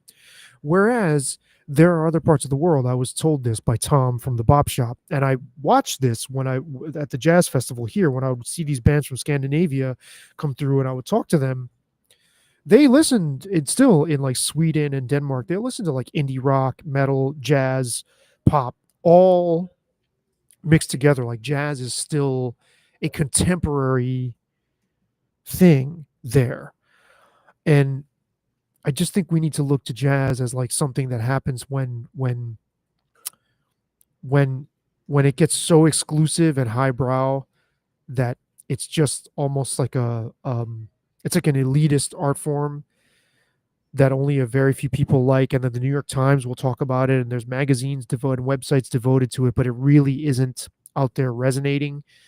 I hope we don't get to that point with rock and with hip hop, but maybe it's inevitable. Maybe everything has to go through that cycle.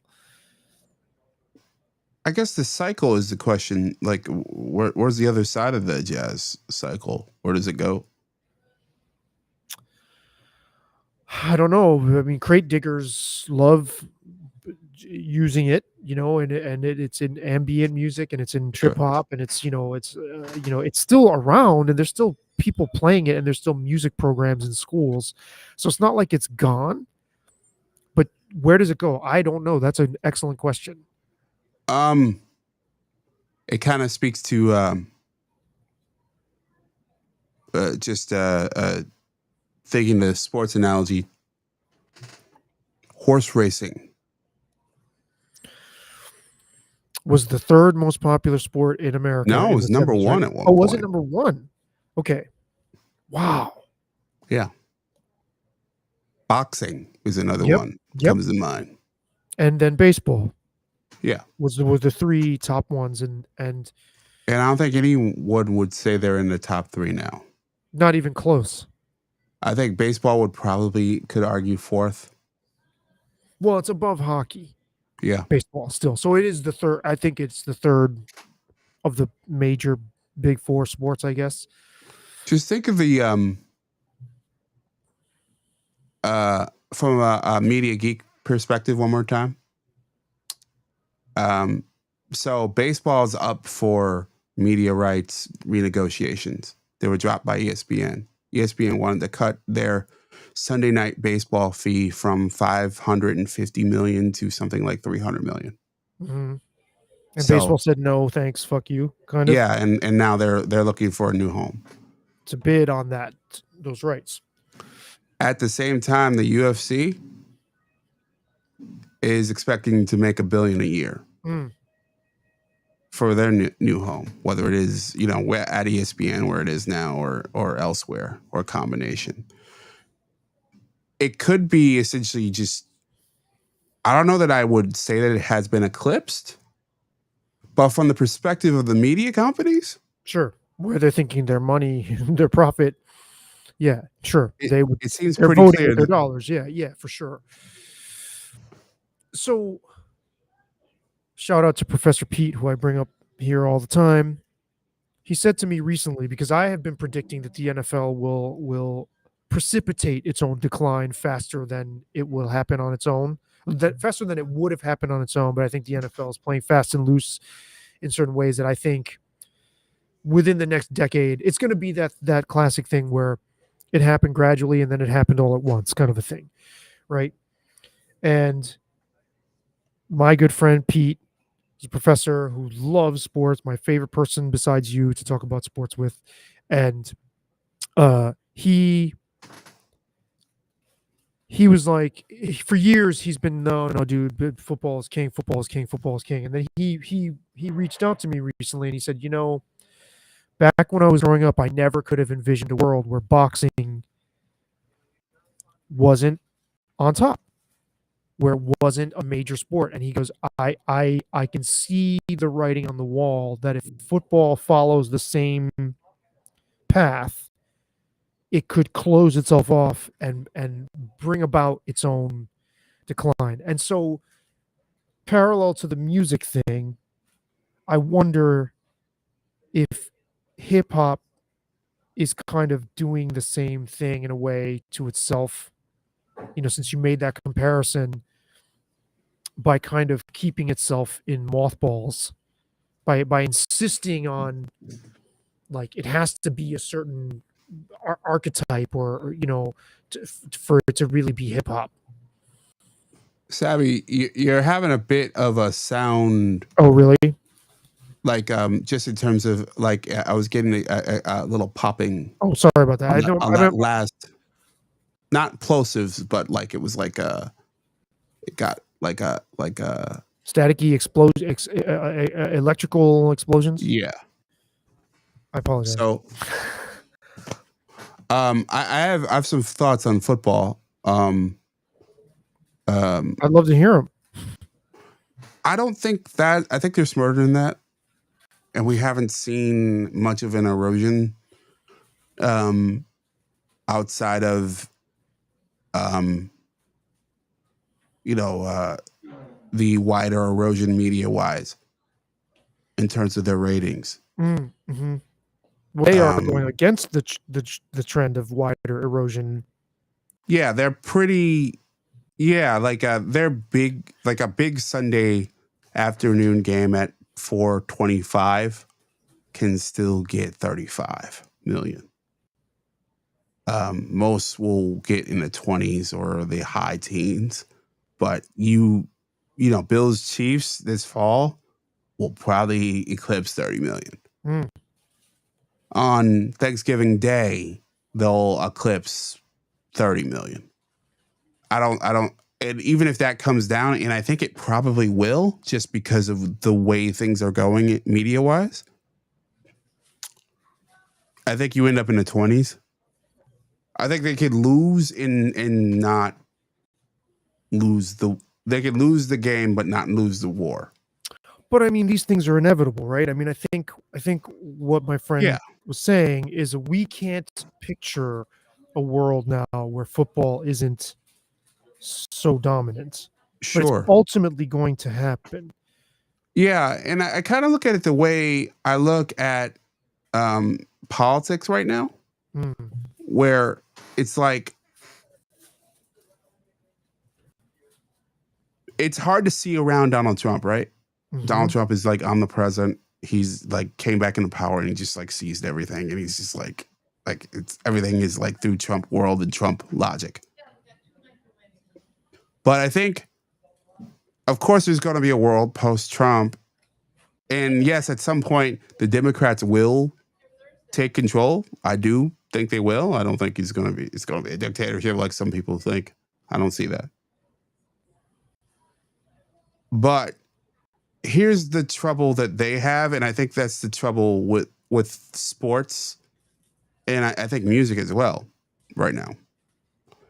You need to have someone who's ready to take that position. If you don't have someone who's taking, or a genre or a sport that's ready to take over, that the public is ready to like embrace, then we're just going to end up with inertia. Mm. In So- politics, it happens easier because what happens is the public gets tired of one party, and the party ends up the other party ends up in the wilderness, and then they finally find a charismatic person or an idea that they get behind, and voila, Barack Obama, Right. or voila, Ronald Reagan, or voila, Donald Trump. Sure. They depend on each other to kind of have those trade off between that person being in the other party, they're almost in a dance, right? Where like they're like, okay, now you get that person, now we get that person. They operate as if they want to have that person all the time, but I think It's a monopoly. The rhythm, yeah. I think in music and in sports, it's less of a monopoly. It's less of it's a duopoly in politics. It's more of a monopoly. Where like I think at some point hip hop will be subjugated and shoved into the background. Like it's just going to happen. Like just like rock is right now is subjugated and it's shoved in the background. And there will be a thing that follows. What the thing is, I have no idea. I was going to say, what is the thing? Because hip hop is 40 years old. It's 50 years old. Sorry, 50. Yeah. Yeah. I always think of gangster rap being almost 40 years old. Hip hop is 50 years old. Yeah. Like I don't know what the thing is, but it is a thing that I believe will happen because that's the way these goes. Now the one argument against that is sort of what I made earlier. This is the first time in history that all of recorded music is available to everybody. And like we talked about earlier, there's no regional sound that getting, a grunge sound, is unlikely. That's localized and regional. But what could happen, and what I kind of expect to happen, like I was explained by a YouTuber I was listening to a couple of nights ago. His name is Rudder Lynch, Walt the Alt Hist. And he was talking about how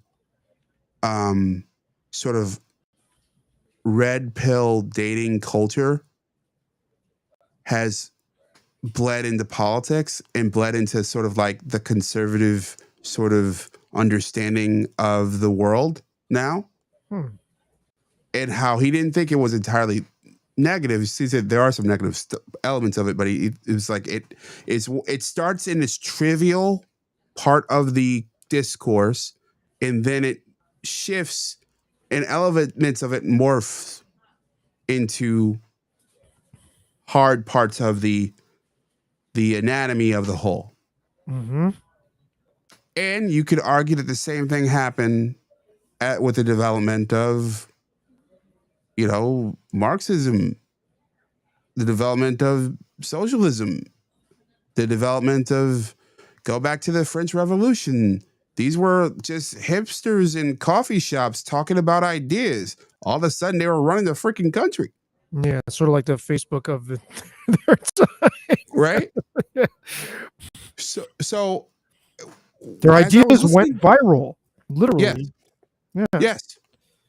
So there's possible that on some corner of the internet that you and us old people aren't aware of, right, that there are these kids who are synthesizing something that's probably, an amalgamation of, the history of world music.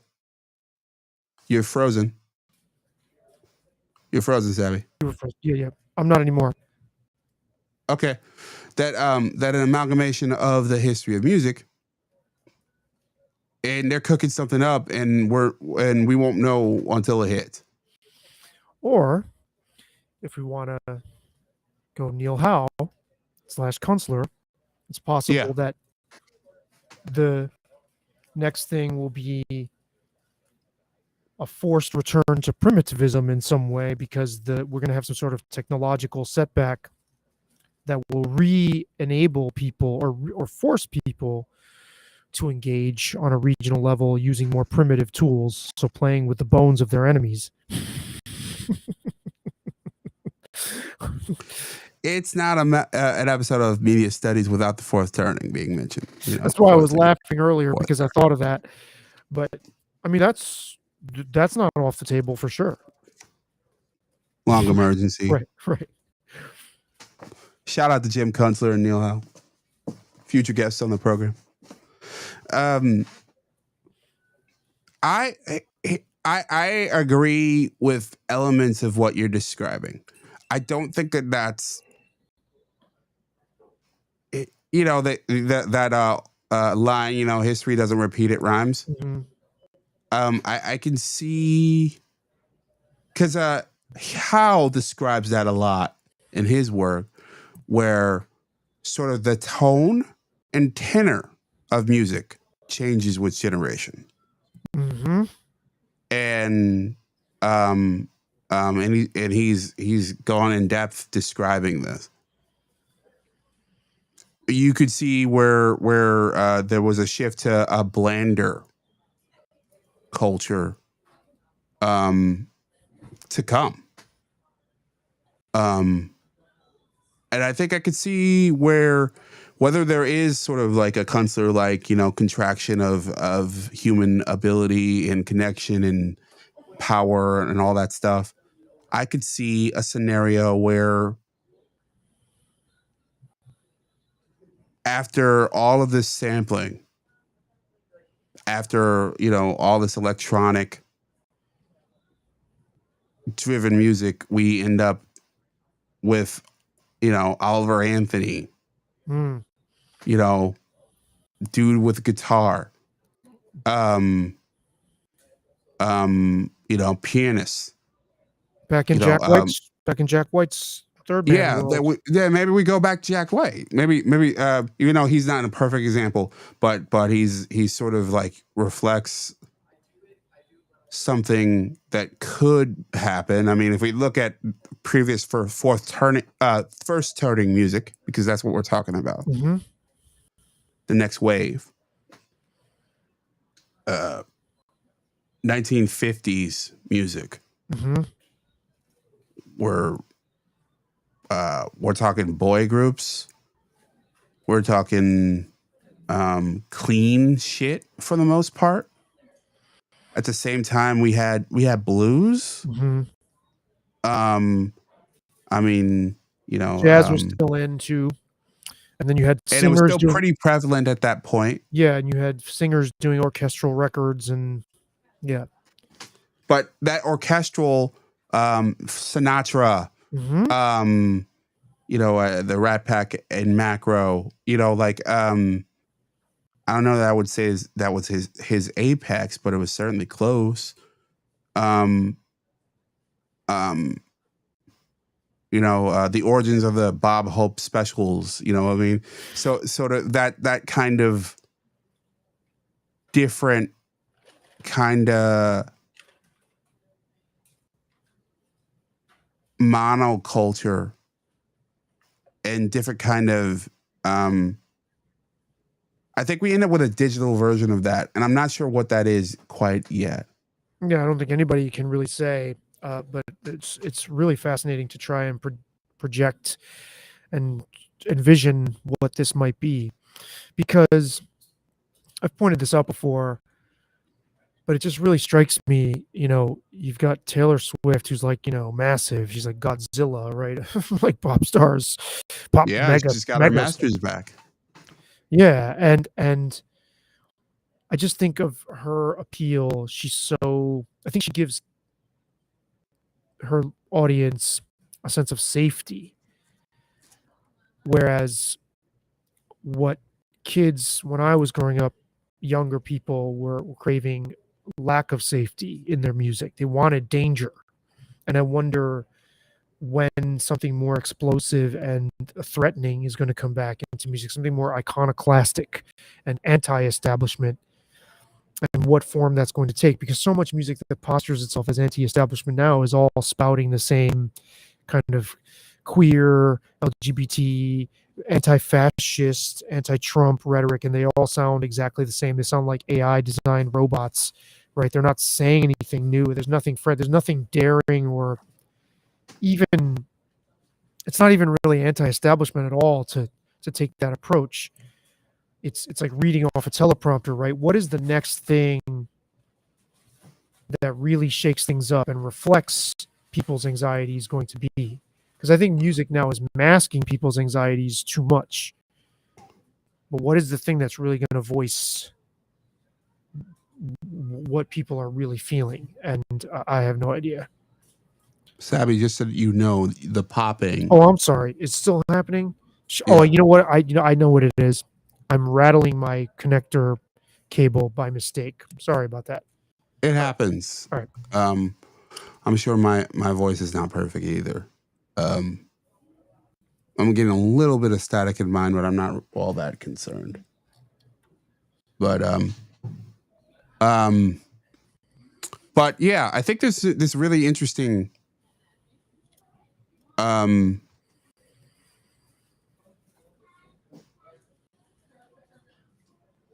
fuck, I forgot the point.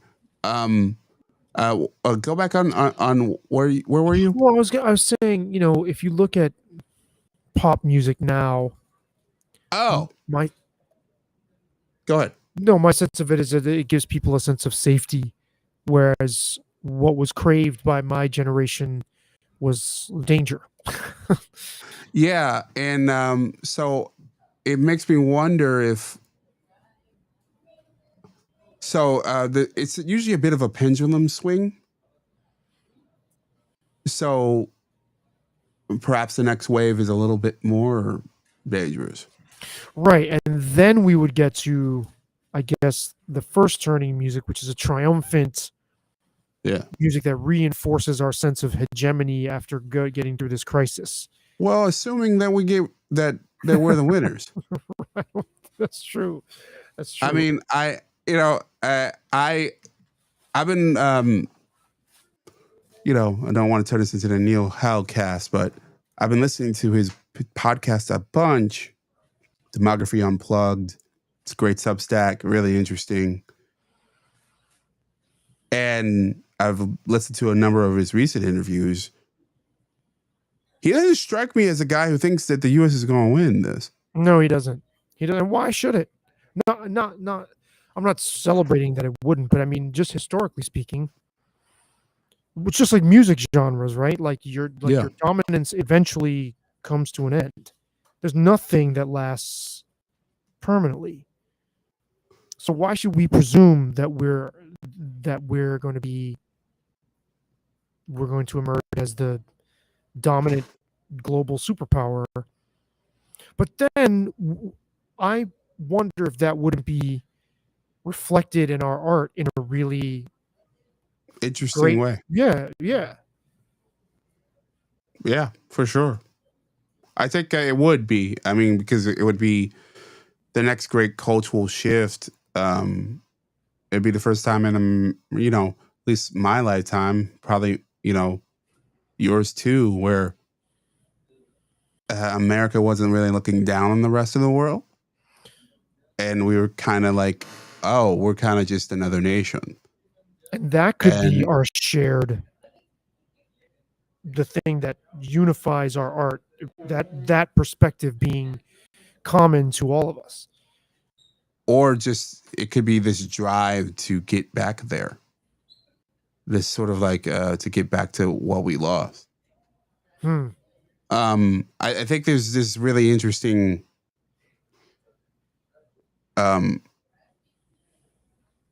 possibility that we just don't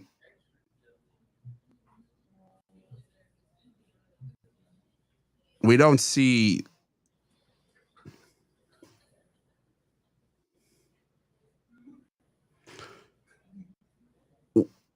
There's and I would love to ask Neil this directly, because he says he doesn't quite understand yet. At least he says it's not. It's obvious that we're headed towards some sort of crisis, Mm-hmm. but he doesn't seem to understand yet which direction we're going, whether it's internal or external. And he's made the argument that whether it was in the 1860s or the 1930s, if you would have asked the average American, they would have made the argument in the 1860s that it would have been an external war. Mm-hmm. In the 1830s, it would have been an internal war, Mm-hmm. and we would have been wrong. And Mm-hmm. there will be elements of both that would go down. And what I hadn't heard that guy ask was sort of with the outcome. What if it's a weird détente where nobody wins, or everybody ends up sort of like, because that seems what it fits with our larger conversation in that, like, I think that is rock white. It's rock is at the point where it doesn't exist. And I know it literally exists, but it's I know what you no mean. longer a major player. It's a minor player. I know what you mean. Rock is like hockey now. Yeah. If hip hop is like bass, or if if hip hop is like baseball, rock is hockey. What if the post-Trump world, the post-crisis world, is one where it's just it's isolationism, or it's globalism, like pure globalism. I mean, global governance. Hmm. What if it's either way, where it's like, where it's literally we're no longer where nations are at the point where they're like, hell, we're going to be self-sufficient because we can't trust anybody, or it's going to be a world where that's entirely like no, like kind of like the Watchmen HBO show, where like I think in that show's history, we went to war with Vietnam, and Vietnam is now like a state. So um like I think we maybe, I guess I'm going on this digression in order to, because I believe that we may be looking at it the wrong way, that there may not be like a pure winner or a pure loser. It might be like a concept that dies, or an idea that dies. It seems like, whether it's capitalism or whatever, or an entire paradigm falls away. Yeah, And that kind of thing. That would be fascinating to ask Neil Howe about. and see what he can envision outside of this model that he's proposed. I mean, yeah, there's a lot of different possibilities, or we end up in like a Cold War type of thing with BRICS and us, kind of, right? Like who knows? I mean, that's basically what happened. Like, you had the combatants that won World War II end up basically in this long, Cold War. And also, we don't know how much humanity is going to be in a state of acceleration and simultaneous resistance against like integrating AI into our, everything we do in our lives and our Sure. whole existence. And that some of it could come from there too. So it's going to be fascinating. Yeah. As we wrap this up, just I want to mention another great podcast episode I saw, was I was more listening to it than saw it. It was Ross Delfett. He's got this interesting show. He's a New York Times columnist. Yeah. I know Ross do that. Okay, yeah. Is that I wrote a piece responding to something he wrote. He, interestingly enough, cites 9/11 as a turning point in, I forgot the term. He's got a term for it. Post mass culture, and is that it? And then he puts Radiohead in there too, I think. Sure. I might be getting my wires crossed with Stephen Hayden, because Stephen Hayden also is big on Radiohead and Kid A being this huge turning point. But yes, he's got a term for it, and 9/11 is the dividing line. I think, to put it in a how framework, it's he sees 9/11 as sort of a precursor to larger crisis, which is interesting. Mm-hmm. I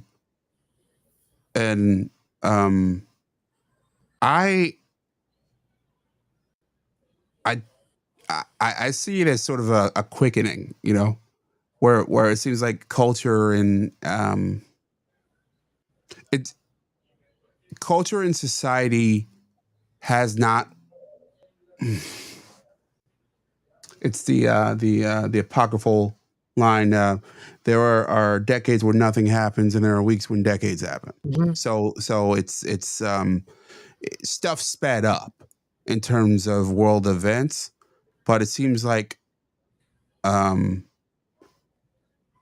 I think we've sped up even further as post 9/11. Like 9/11 broke some sort of shield, I think culturally, mentally, emotionally, I think of American invincibility, right? Of American invincibility, wouldn't you say? Yeah, I mean, I think there's some valid points there. I'd have to think that through a little bit further.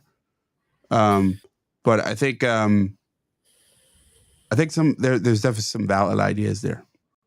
Yeah, I don't love his framing of pop culture following that same track of 9/11. I think it's a little too convenient, but I like that he proposed it kind of as a jumping off point to think about things.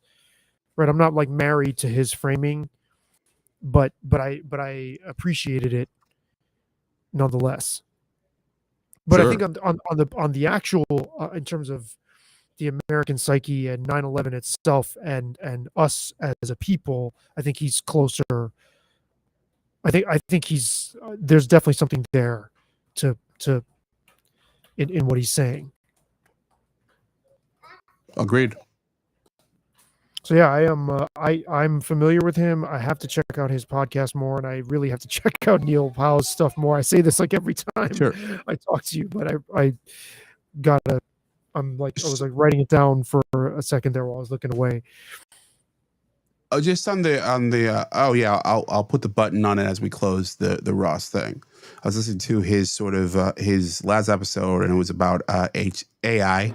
He was talking to this AI researcher. This guy used to work at OpenAI, and the idea was sort of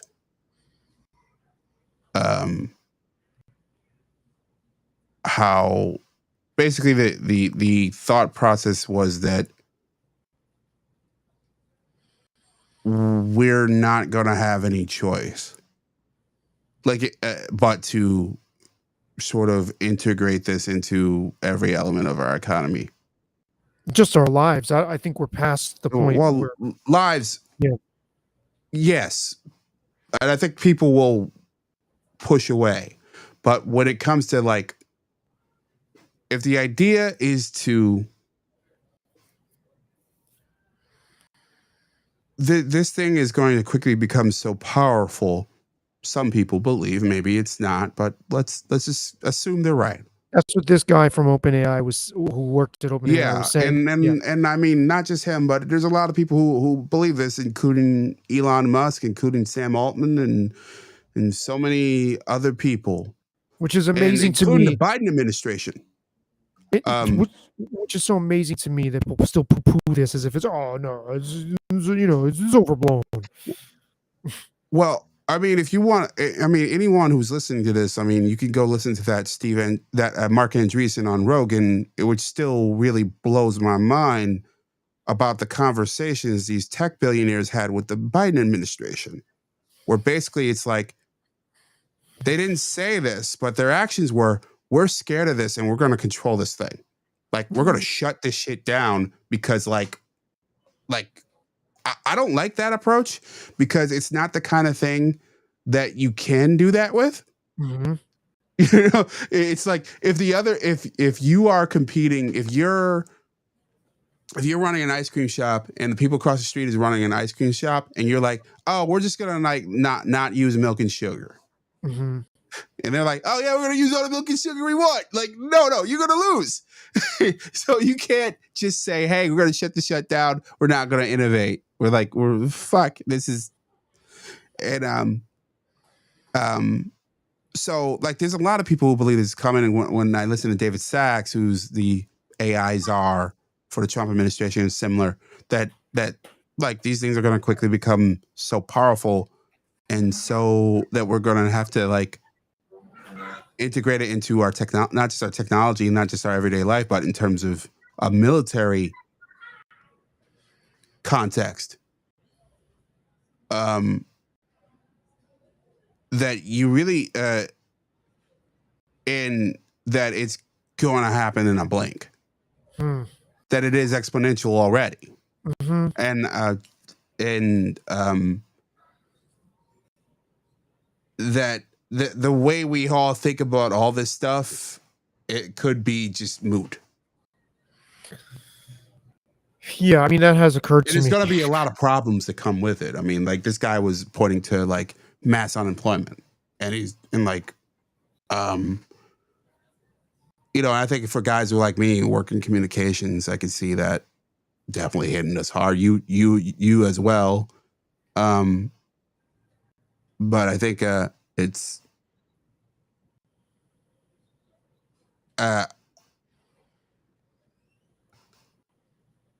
it was kind of because it was very smart how they walked through it, in that it was there was a devil's advocate sort of approach to the conversation that had sort of like pulled logical strands, like, why do you believe X? Mm-hmm. That doesn't really happen in these techno optimists or techno cynic conversations. Neither one, yeah. Neither one of them has that, yeah. And I walked away more terrified by after a balanced approach to this conversation. Yeah, I mean, so here's what we can do our part. We can have ChatGPT on the show and just ask it questions in real time on a live stream. Next episode, you want to do a ChatGPT episode? Yeah, we'll ask it questions. Totally, where it's the guest or one of those AI models, and we'll do it and see what happens. Yeah, so this is what we'll do. All right, yeah. So we'll have an episode where we have three screens. There's you, there's me, and there's we'll put up ChatGPT, and we'll ask the wildest shit we could come up with to it and see what it says. Yeah, and read aloud the responses too. Yeah, I mean, I think would be great. So I love that idea. If we're gonna face this thing head on, we might as well do it in the spirit of I don't know, some sort of cavalier spirit. I mean, yeah, there's so much to say on this. I just find it so kind of galling that there are still people who are close to computing and tech and the sciences that just seem so smug in their certainty that no, this is overblown. And they could end up being right, but I don't see how, when what we're talking about here, like the scale and the extent, could just completely change so much on such a drastic level, right? So we'll see how it goes. Well, here's what, to build on your point, if half of this shit's true, would Right. be drastic. A quarter in some cases. Like there's all this mass unemployment stuff where like, oh yeah, unemployment rate can, like, you know, we might end up with like 50% unemployment or whatever. Like we're already seeing things with self-driving cars, Waymo. I don't know if you've heard of it. I have. Where basically like, We you know, talked about it. self-driving taxi. Yeah. So, oh yeah, every Uber side hustle might be dead already. Uber, we're talking Amazon. I'm working on my shorty on this one, where Amazon is actually they're training bots to not just drive their delivery vehicles, but step out of the car and deliver the package. And should they train them to go after porch pirates too? Maybe we'll have our own Amazon bot that chases off porch pirates. Or will people hack them to become a vigilante porch pirate? Yeah, they might. Search and destroy team. But yeah, like this is where we are. Where first of all, these bots, the plan is to have them in the next year or so riding with drivers, and then of course they're going to end up driving, because if we got the Waymo technology already, yeah. So I mean, if we got Tesla technology already, that's, I mean, and that's an entire industry nuked. Right. So I asked this before, and this is, you know, it's like you keep expanding and giving machines the opportunity to do things for people. How are people going to be able to afford to buy the things these machines are delivering? And I don't think that's ever thought through.